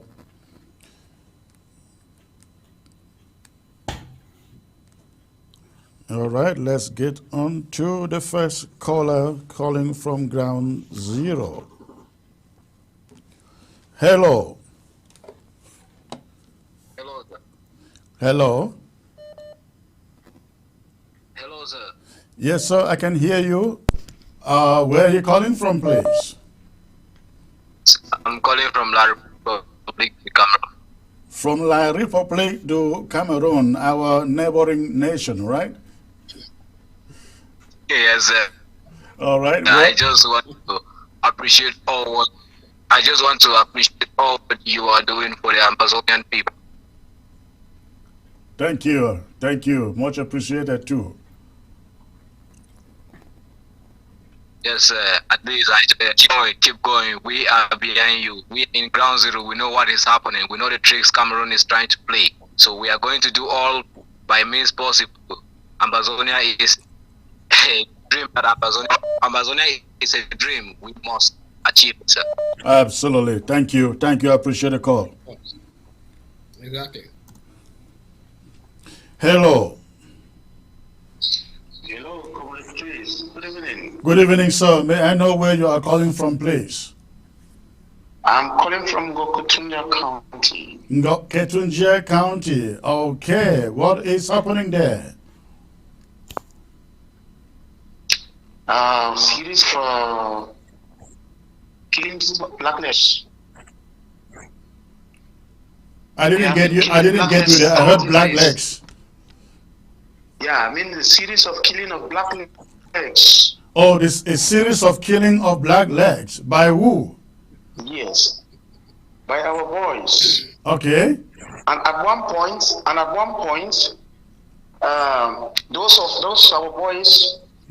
I mean those our guys who noticed that the what I mean is the army, the dogs who noticed that our guys are identifying some of those black legs or those who are working on their behalf. Uh-huh.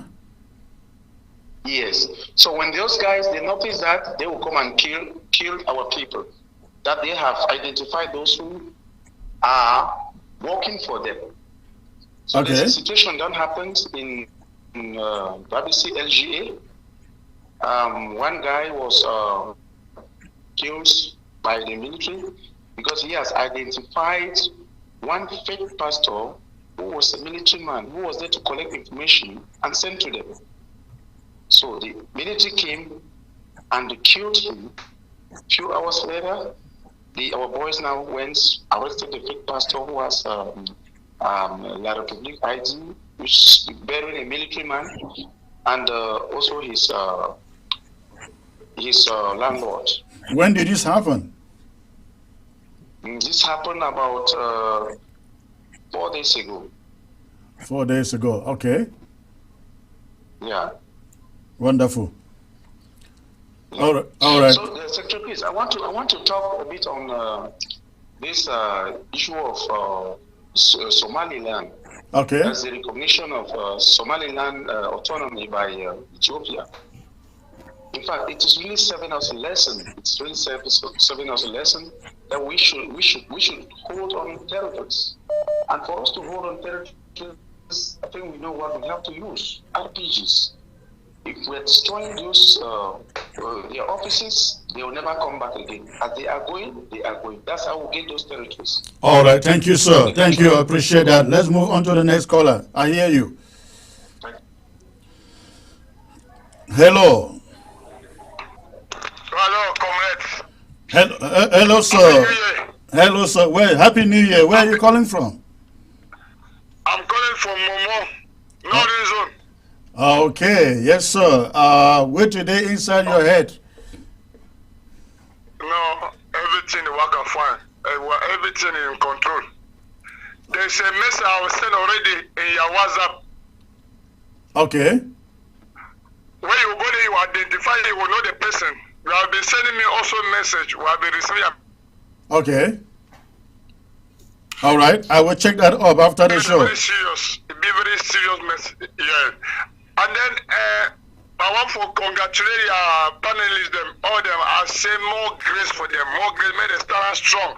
Because when they're there for our side and they stand fine and then they look at their time where they waste time and they stand.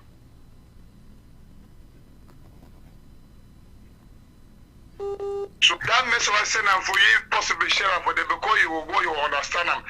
It be very important. In this new year, we get many things where again will happen, and God already reveal them. I already send them for you. When you will go there, you will know the person who don't send you that message. Okay. Thank you. Thank you. And then I want to pass some message like.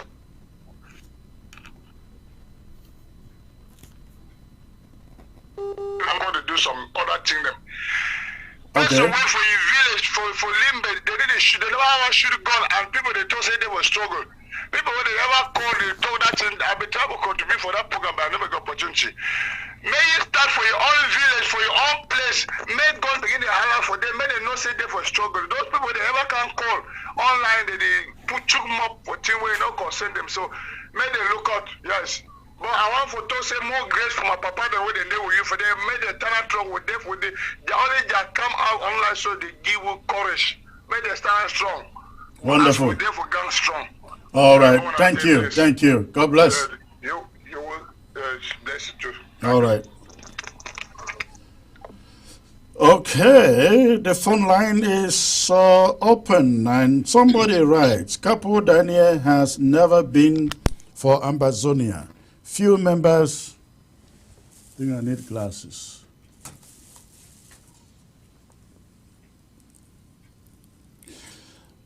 Okay, writing from ground zero, Capo Dan has never been for Ambazonia.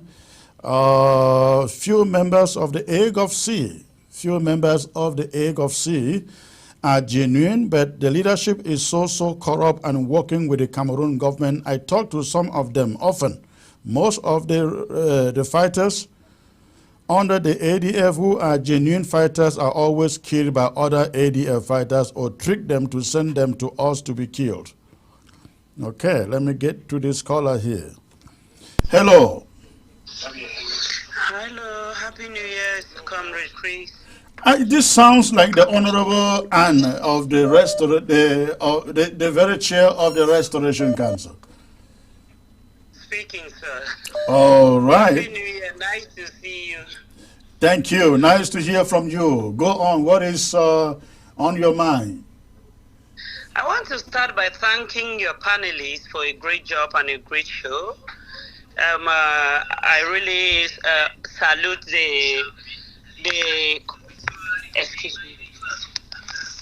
Yeah, what Comrade Dennis Atemkin said, and the other panelists, what they said was on point, and I think they have educated a lot of Ambazonians out there who do not really know what Somaliland is all about.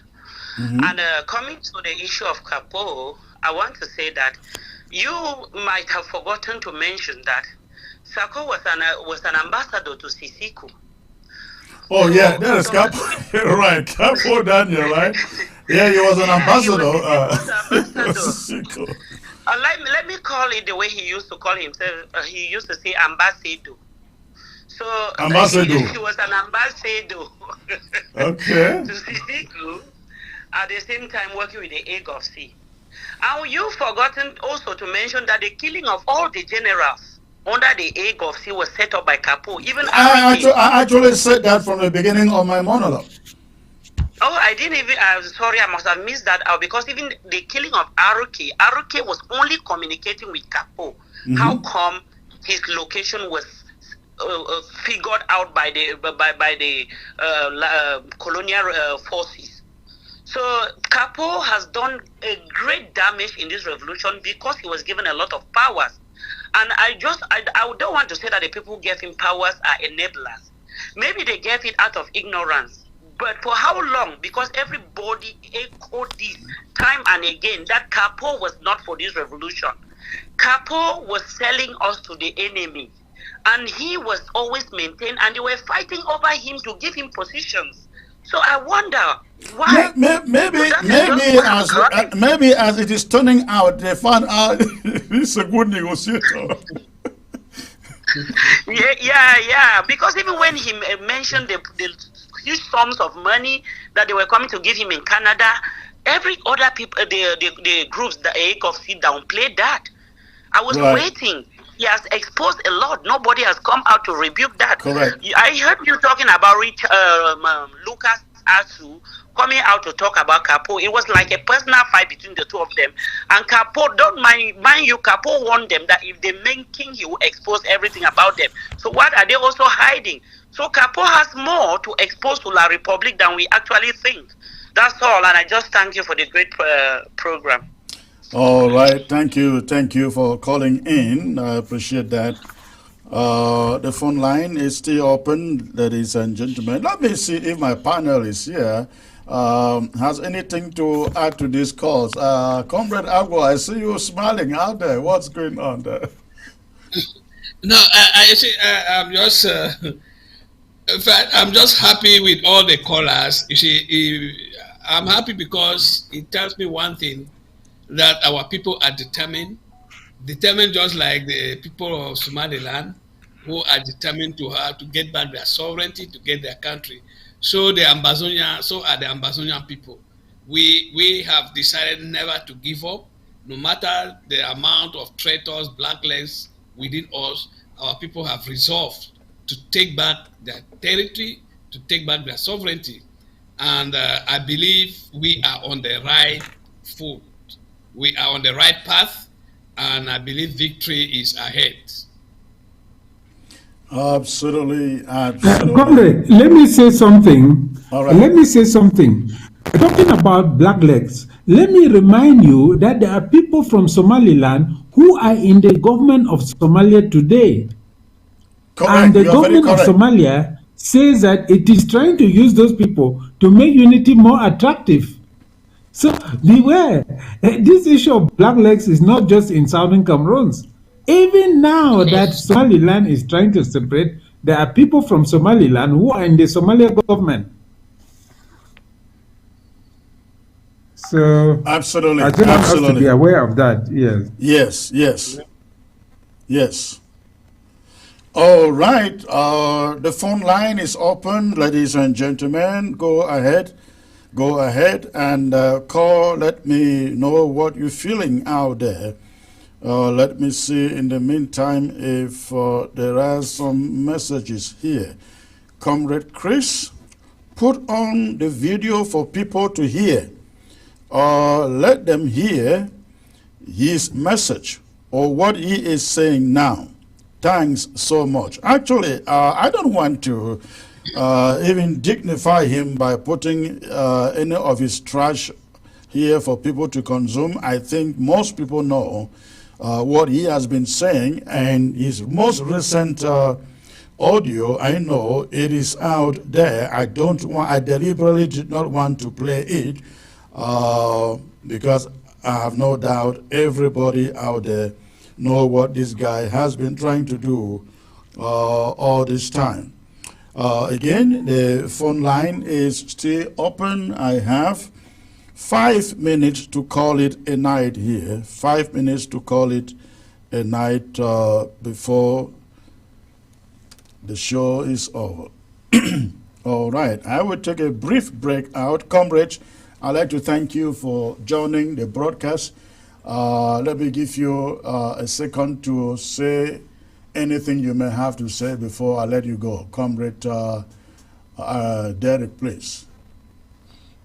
Yeah, thank you, Comrade Chris, once more. And we thank the people of Ambazonia for their time and for really standing up for the liberation. We thank them and we are begging them to hold fast, because victory is not far away. And for our Ambazonian people in the diaspora, I would like to inform them that we here in Norway, we have started coming together, bringing all the groups together to work together and to see how we can help push the liberation struggle ahead. And we have decided as well that we are going to support any group that we see comes with any good event that will at least project the image of the people of Ambazonia. And that is why we in Norway now have decided to support your mission. And we held a meeting, and we came up with a resolution.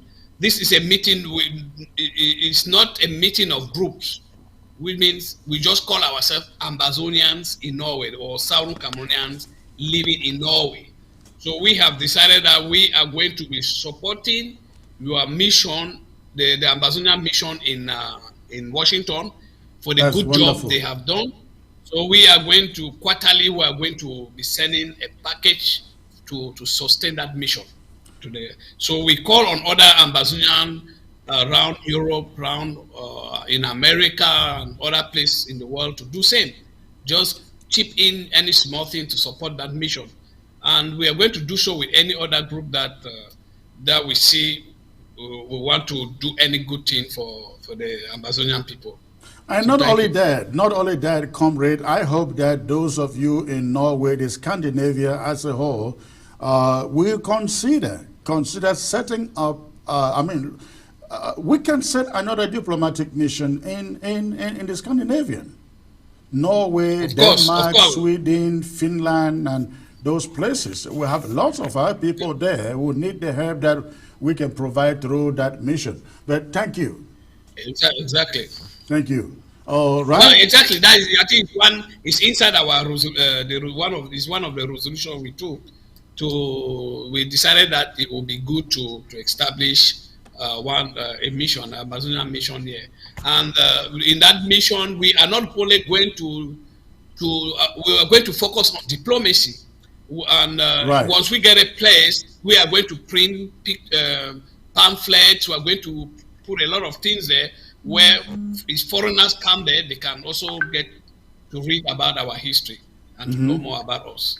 All right. Thank you. Thank you. Really appreciate it. Let me get to Comrade Atemke. Yes, Comrade Chris.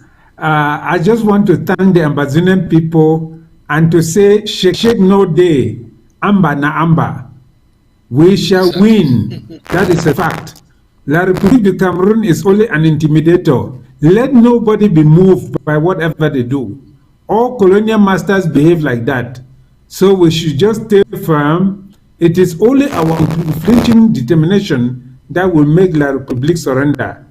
So therefore, let Ambazonia be firm.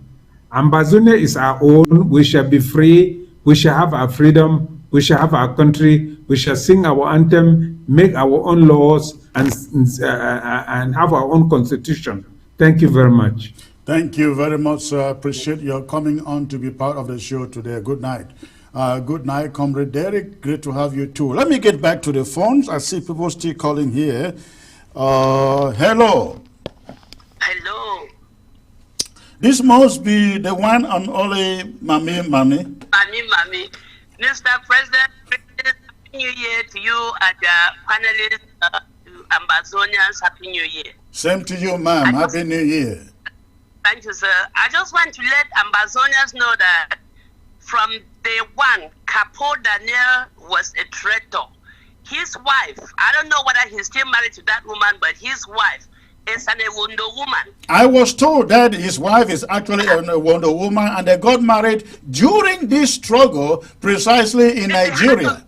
In Nigeria, in the heart of this struggle, at the same time that our leaders were kidnapped, Capo Daniel got married to an Ewondo woman, not just an ordinary Ewondo woman, but a woman whose mother is a police security officer.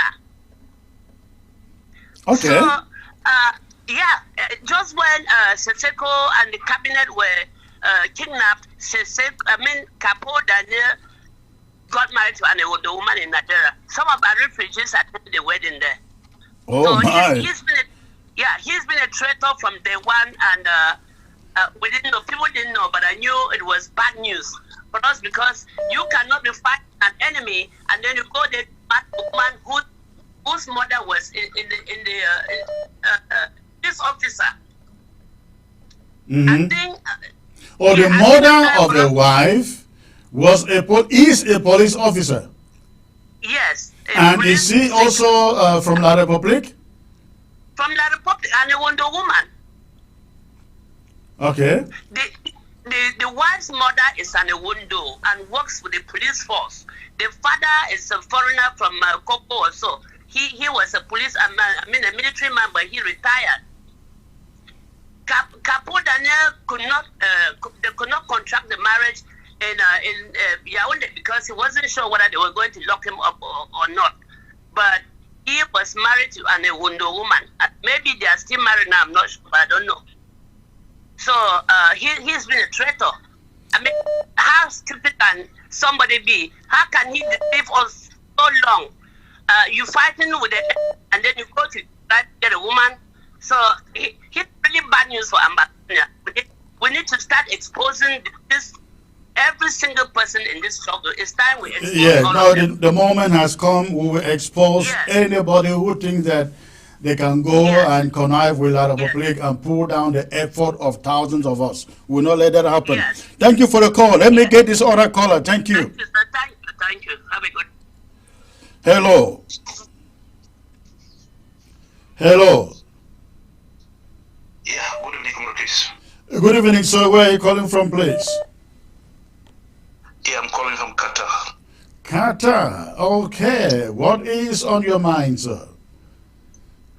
Yeah, I just want to let the Amazonian people know that the action of Capo Dan is just telling you the group, how they brought him, the group that bring him up. Mm-hmm. You understand? Yes. The time Capo Dan spent in ATF, he spent his life throughout with propaganda. So the same spirit of propaganda that the ADF brought Capo Dan is the same spirit that is still manifesting to Capo Dan up to today, and now he's using it for La Republic, for the benefit of La Republic now. I hope you understand. Correct. And now, when you look the both group, the fighting groups that are on the ground. For example, the interim government and the AGF. That Ayabacho is the head of the AGF. And now, when you look this group and you look at the group that the member have left the struggle and went out, you will realize that the damage Capo is causing to the Ambazonian struggle. Even those Ambazonians that have left the interim government, they have never caused such a damage. That is just to tell you that the way the AGF is operating, that is how they brought Capo Dan. That is how they have this. When you look at Ayabacho today, the people who have contributed to destroy Ayabacho's reputation on this struggle is this same Capo Dan and with Tapo Ivo, these two individuals. Mm-hmm. But just because somebody like a Joe Ayaba did not have a credible person who could be like a spokesperson, on social media, so you just fall and pick anybody. When you look at the interim government, the interim government, and you look at the caliber of people that are starting from the Restoration Council, these are mature people. You understand? And now, if you are working as a communication person from the interim government that is being managed also by the Restoration Council, you cannot just not any kind of person like Capo Dan can work in that kind of organization, right? Because it's work being scrutinized, right? So that is just to tell you how the Ayabacho group has been so low to begin to use people like Capo Dan, because this guy has been a fake seen from day one. But the issue is that somebody like Ayabacho who could not look for a good communication person to manage that area. He was just managing Capo, and that Capo was playing the mafia, saying all sort of things, but he could not realize, he could not take it serious just because he has no other person that could do the work. That's the truth. Well, thank you, comrade. I appreciate your call. Others are calling. Let me pick their calls. Thank you. Okay, the phone line is open. I saw quite a number of people trying to call. Go ahead and call, please. All right. Hello. Hello. Hi, the ABS TV. This is ABS, sir. Where are you calling from, please? Hi.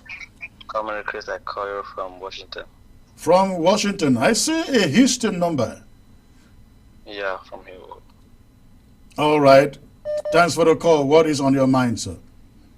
So, what I have on my mind is, all what is happening with the AGF, AGOF-C is because that is the way Ayaba want it. Because he want to have relevance without doing anything for Ambazonia. And all what he needed was to get people that could press him, fight for him, even if they will bury him at the end, he will never see. So that is just what is happening to him right now. See, like Tapan Ivo was there, press him, Ayaba is the highest leader, his dad with nothing on the ground to show, and at the end he left. Capo Dan came up, preached Ayaba, the only leader we have in Southern Cameroon, nothing to show on the ground. And now he's leaving him with nothing, and Ayaba is there stranded. And he is out trying to spill the beans now. I know, and I must say, even you, Chris, you don't want to open it up on the side of Ayaba because you know that you guys are trying to have some compromise in terms of leadership for people to come together.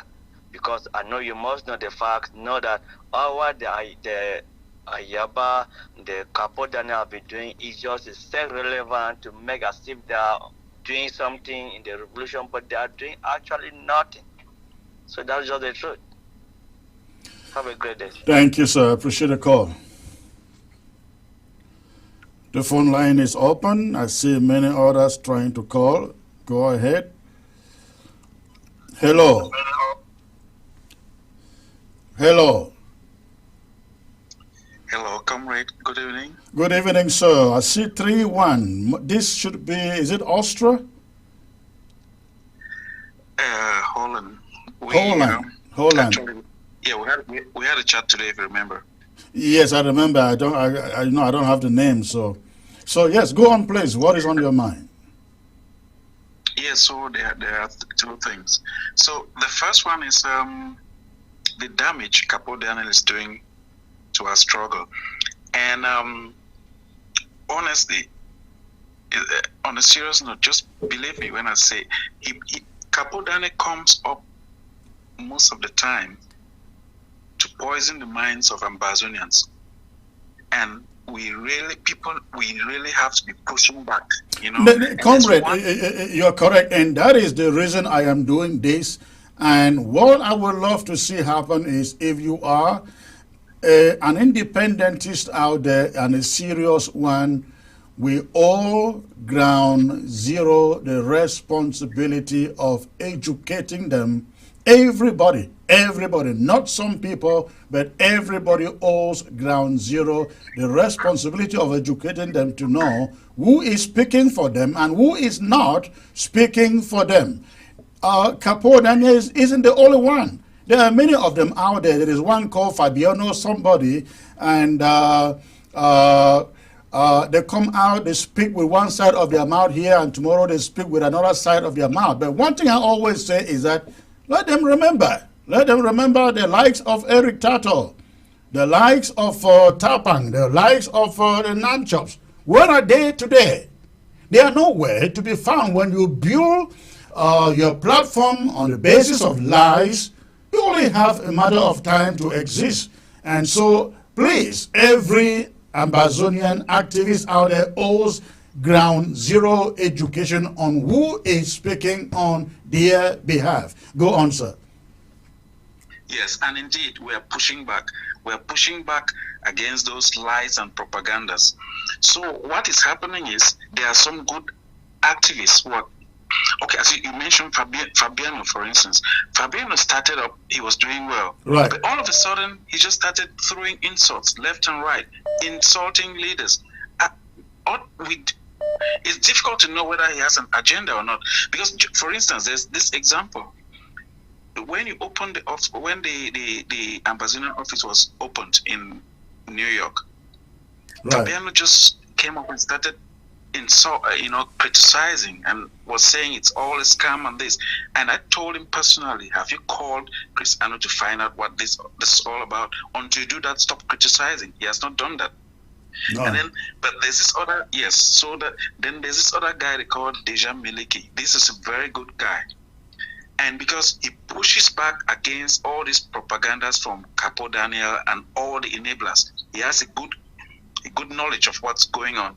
And I really appreciate you work with him, and we'll have good things that will come out of this relationship. Then my last point is, I want to know the status of, because you had an effort to have a collaborative platform with other leaders, like-minded leaders, to push the struggle forward. So what is the status of this initiative?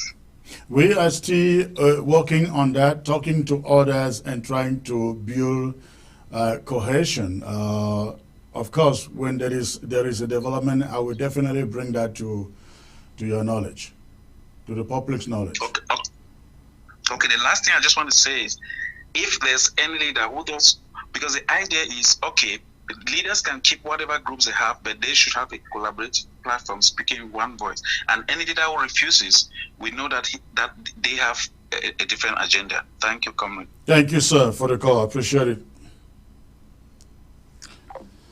All right. I think the phone calls have stopped coming in. Now, in the absence of phone calls, I want to reiterate an appeal that I made here on the, let me get to this caller here. Hello. Hello. Hello. Hello. Hello. Well, they call and they're not there.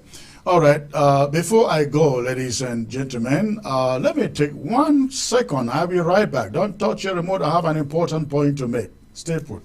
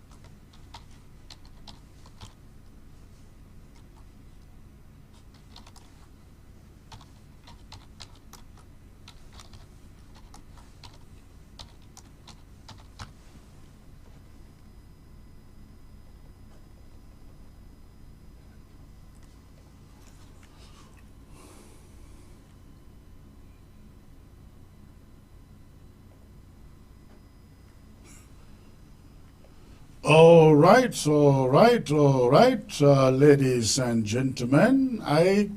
Before I go, I just like to repeat this appeal that I made on my New Year's Eve speech.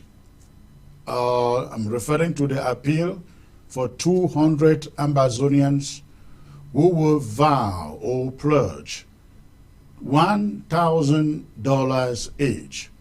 $1,000 each to pay between now and the month of March. Now, I stated during my New Year's speech that we have covered a lot of grounds diplomatically. We have set a dynamic diplomatic machinery that is now working for us through the lobbyists. Now, having done that, our eyes are now turned to ground zero. We believe that this is a time we should start thinking of taking over our territories county by county. We must deny La République du Cameroun the victory they so desperately look for. But the only way we do that, comrades, is to stand up to the enemy and contribute. By contributing, putting in our money to support this action. Unfortunately, we have vision, we have a plan that I cannot sit here and tell you what it is. But what lies ahead is a plan to see that we can begin to take over our territory. Just imagine if Somaliland wasn't in control of its territory. They won't be negotiating with Ethiopia to give them access to their sea, to their seaport. That is what we need. After 7 years, going to 8 years, it is a time we begin to take over territories and hold them. We may not be able to negotiate a seaport with it. We may not be able to negotiate any deal with it, but we can negotiate, we can hold our Republic to Cameroon ransom by holding our territories. And they will have no way to stop us. What will stop us is if we have no money to do so. Fortunately enough, we have our fighters on the ground. We have fighters on the ground who are calling us on a daily basis and saying they want to fight. They need the machinery. They need the equipment. They need money. But comrades, there is nothing that I can do here, that we can do here without the money. I hear so many of you sending me messages and saying, oh, Comrade Chris, just do this, let's just do that. But some of you have never contributed a dime to this struggle. In fact, some of you will make these calls and send these messages. Again, you have never contributed a dime to this struggle. It is not enough to put in ideas. I'm referring to those of you in the diaspora, not on ground zero. Those of you in the diaspora who are in the habit of saying, oh, you should have done this, you should have done that, do this or do that. Please, your ideas are good, but we need your money. We need your money. If we can begin to have any leverage in negotiating with any international powers or organizations, we have to begin to take over some territories and hold them. And my plea to all of you is that, please, I need you to join the 200 members club for $1,000 each. The 200 club for $1,000 each. You can do that between now and the end of March. It will go a long way towards our planning, taking over territories on ground zero. Comrade, that is my vision and my mission. All these killing 2 or 3 La République du Cameroon soldiers here and there will not take, it will take us 100 years to stay the course and to defeat La République du Cameroon. But you begin to take your territory one by one, you can only increase your leverage and your power and your ability to quickly end the war. But again, this all depends on if you will do your part. You will do your part. I heard somebody say that this sounds like the famous My Trip to Boya. No, it doesn't sound like My Trip to Boya. My Trip to Boya brought in millions. I mean millions. Unfortunately, those who collected the money are out there doing business with that money while ground zero remains under bondage. I promise you, ladies and gentlemen, you will give me the money, you will see the accomplishment. You will see the work that we'll be able to do with it. I have said to many people, I wish we were able to have the money that we had during my trip to Boya today. You will give me that money, comrades. We will capture territories and keep them and maintain them and fight from there and establish our administration on the ground. But I'm pleading to you, we need 200 people who can give us $1,000 each. $1,000 each between now and the end of March. If you don't know how to do it, call the phone number. Most of you have my my live phone number. You can call that number or send a message to that number. If you can put that number on screen, please put that number on the screen. Okay, that is good. If you want to say, Comrade Chris, I appreciate what you are doing. Please don't just appreciate what I am doing. Show me, demonstrate it physically by saying, I will send you my $1,000, my $1,000 as an appreciation and as support for the struggle and appreciation for what you are doing. Comrade, there is a different sheriff here who wants to do things right and do it with accountability and transparency. We here at this interim government at transparency and accountability is a watchword. Is a watchword. I like to do this thing and lift this place, and when I am gone out of this responsibility, I like people to remember me and said, Chris did everything to do the right thing. Chris was trying, or he did his best to do the right thing, and that is why every dime that you send in will go to ground zero and go towards our diplomatic efforts. So again, my appeal to you, comrades, is please, I have received a lot of your appreciations. Now, I need your physical appreciation. And remember, that is not my money. You are not paying it to me. You are paying it to the National Treasury. The National Treasury. So please, use that phone number. Send me a message to say, Comrade Chris, add me in the list. Add me in the list of the 200 club giving $1,000 each. Giving $1,000 each. Between now, you don't have to pay now, but between now and the end of March, please, that's my plea to you. If you want to see us working here, you want to see us accomplish greater things here, that is all that I beg you to do. This is about us. It is not about the interim government. It is not about Chris Anu. It is not... it marvels me when some people in this Ambazonia act as if Ambazonia will be for some people. Ambazonia is not going to be for some people. It is going to be for all Ambazonians, the 8 million of us as alone. So please, I am tired of appreciations. Thank you. Thank you for your dedication. Thank you for your this. We appreciate you. That one will not take us to Boya. Money will take us to Boya. And yeah, that is my appeal. Please,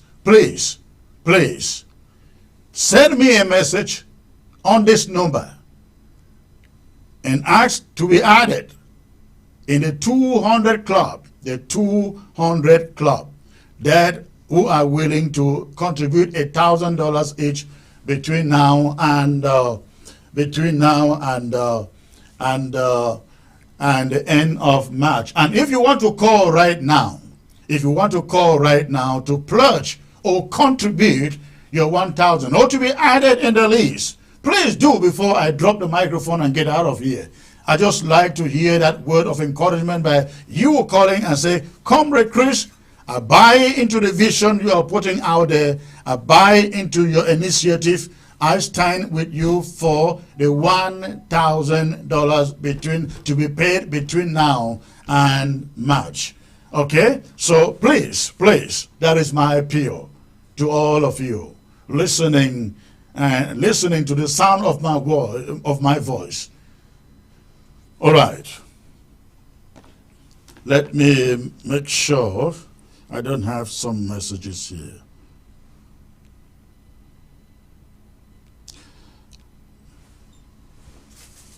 I think I got a message here with a pledge.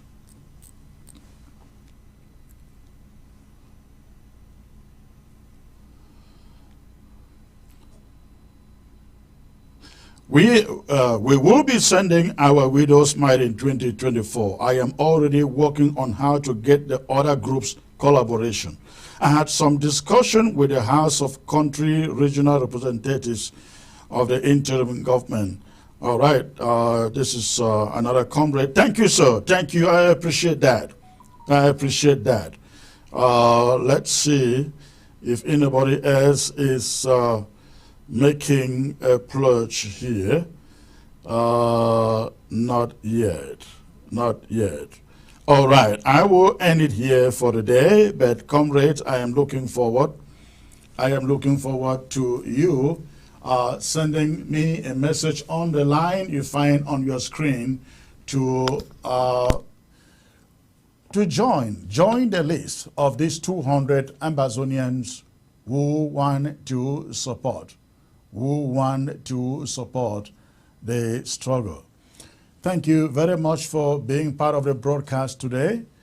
Thank you very much for being part of the broadcast today. I look forward to coming back to you sometime next week. Good night and God bless.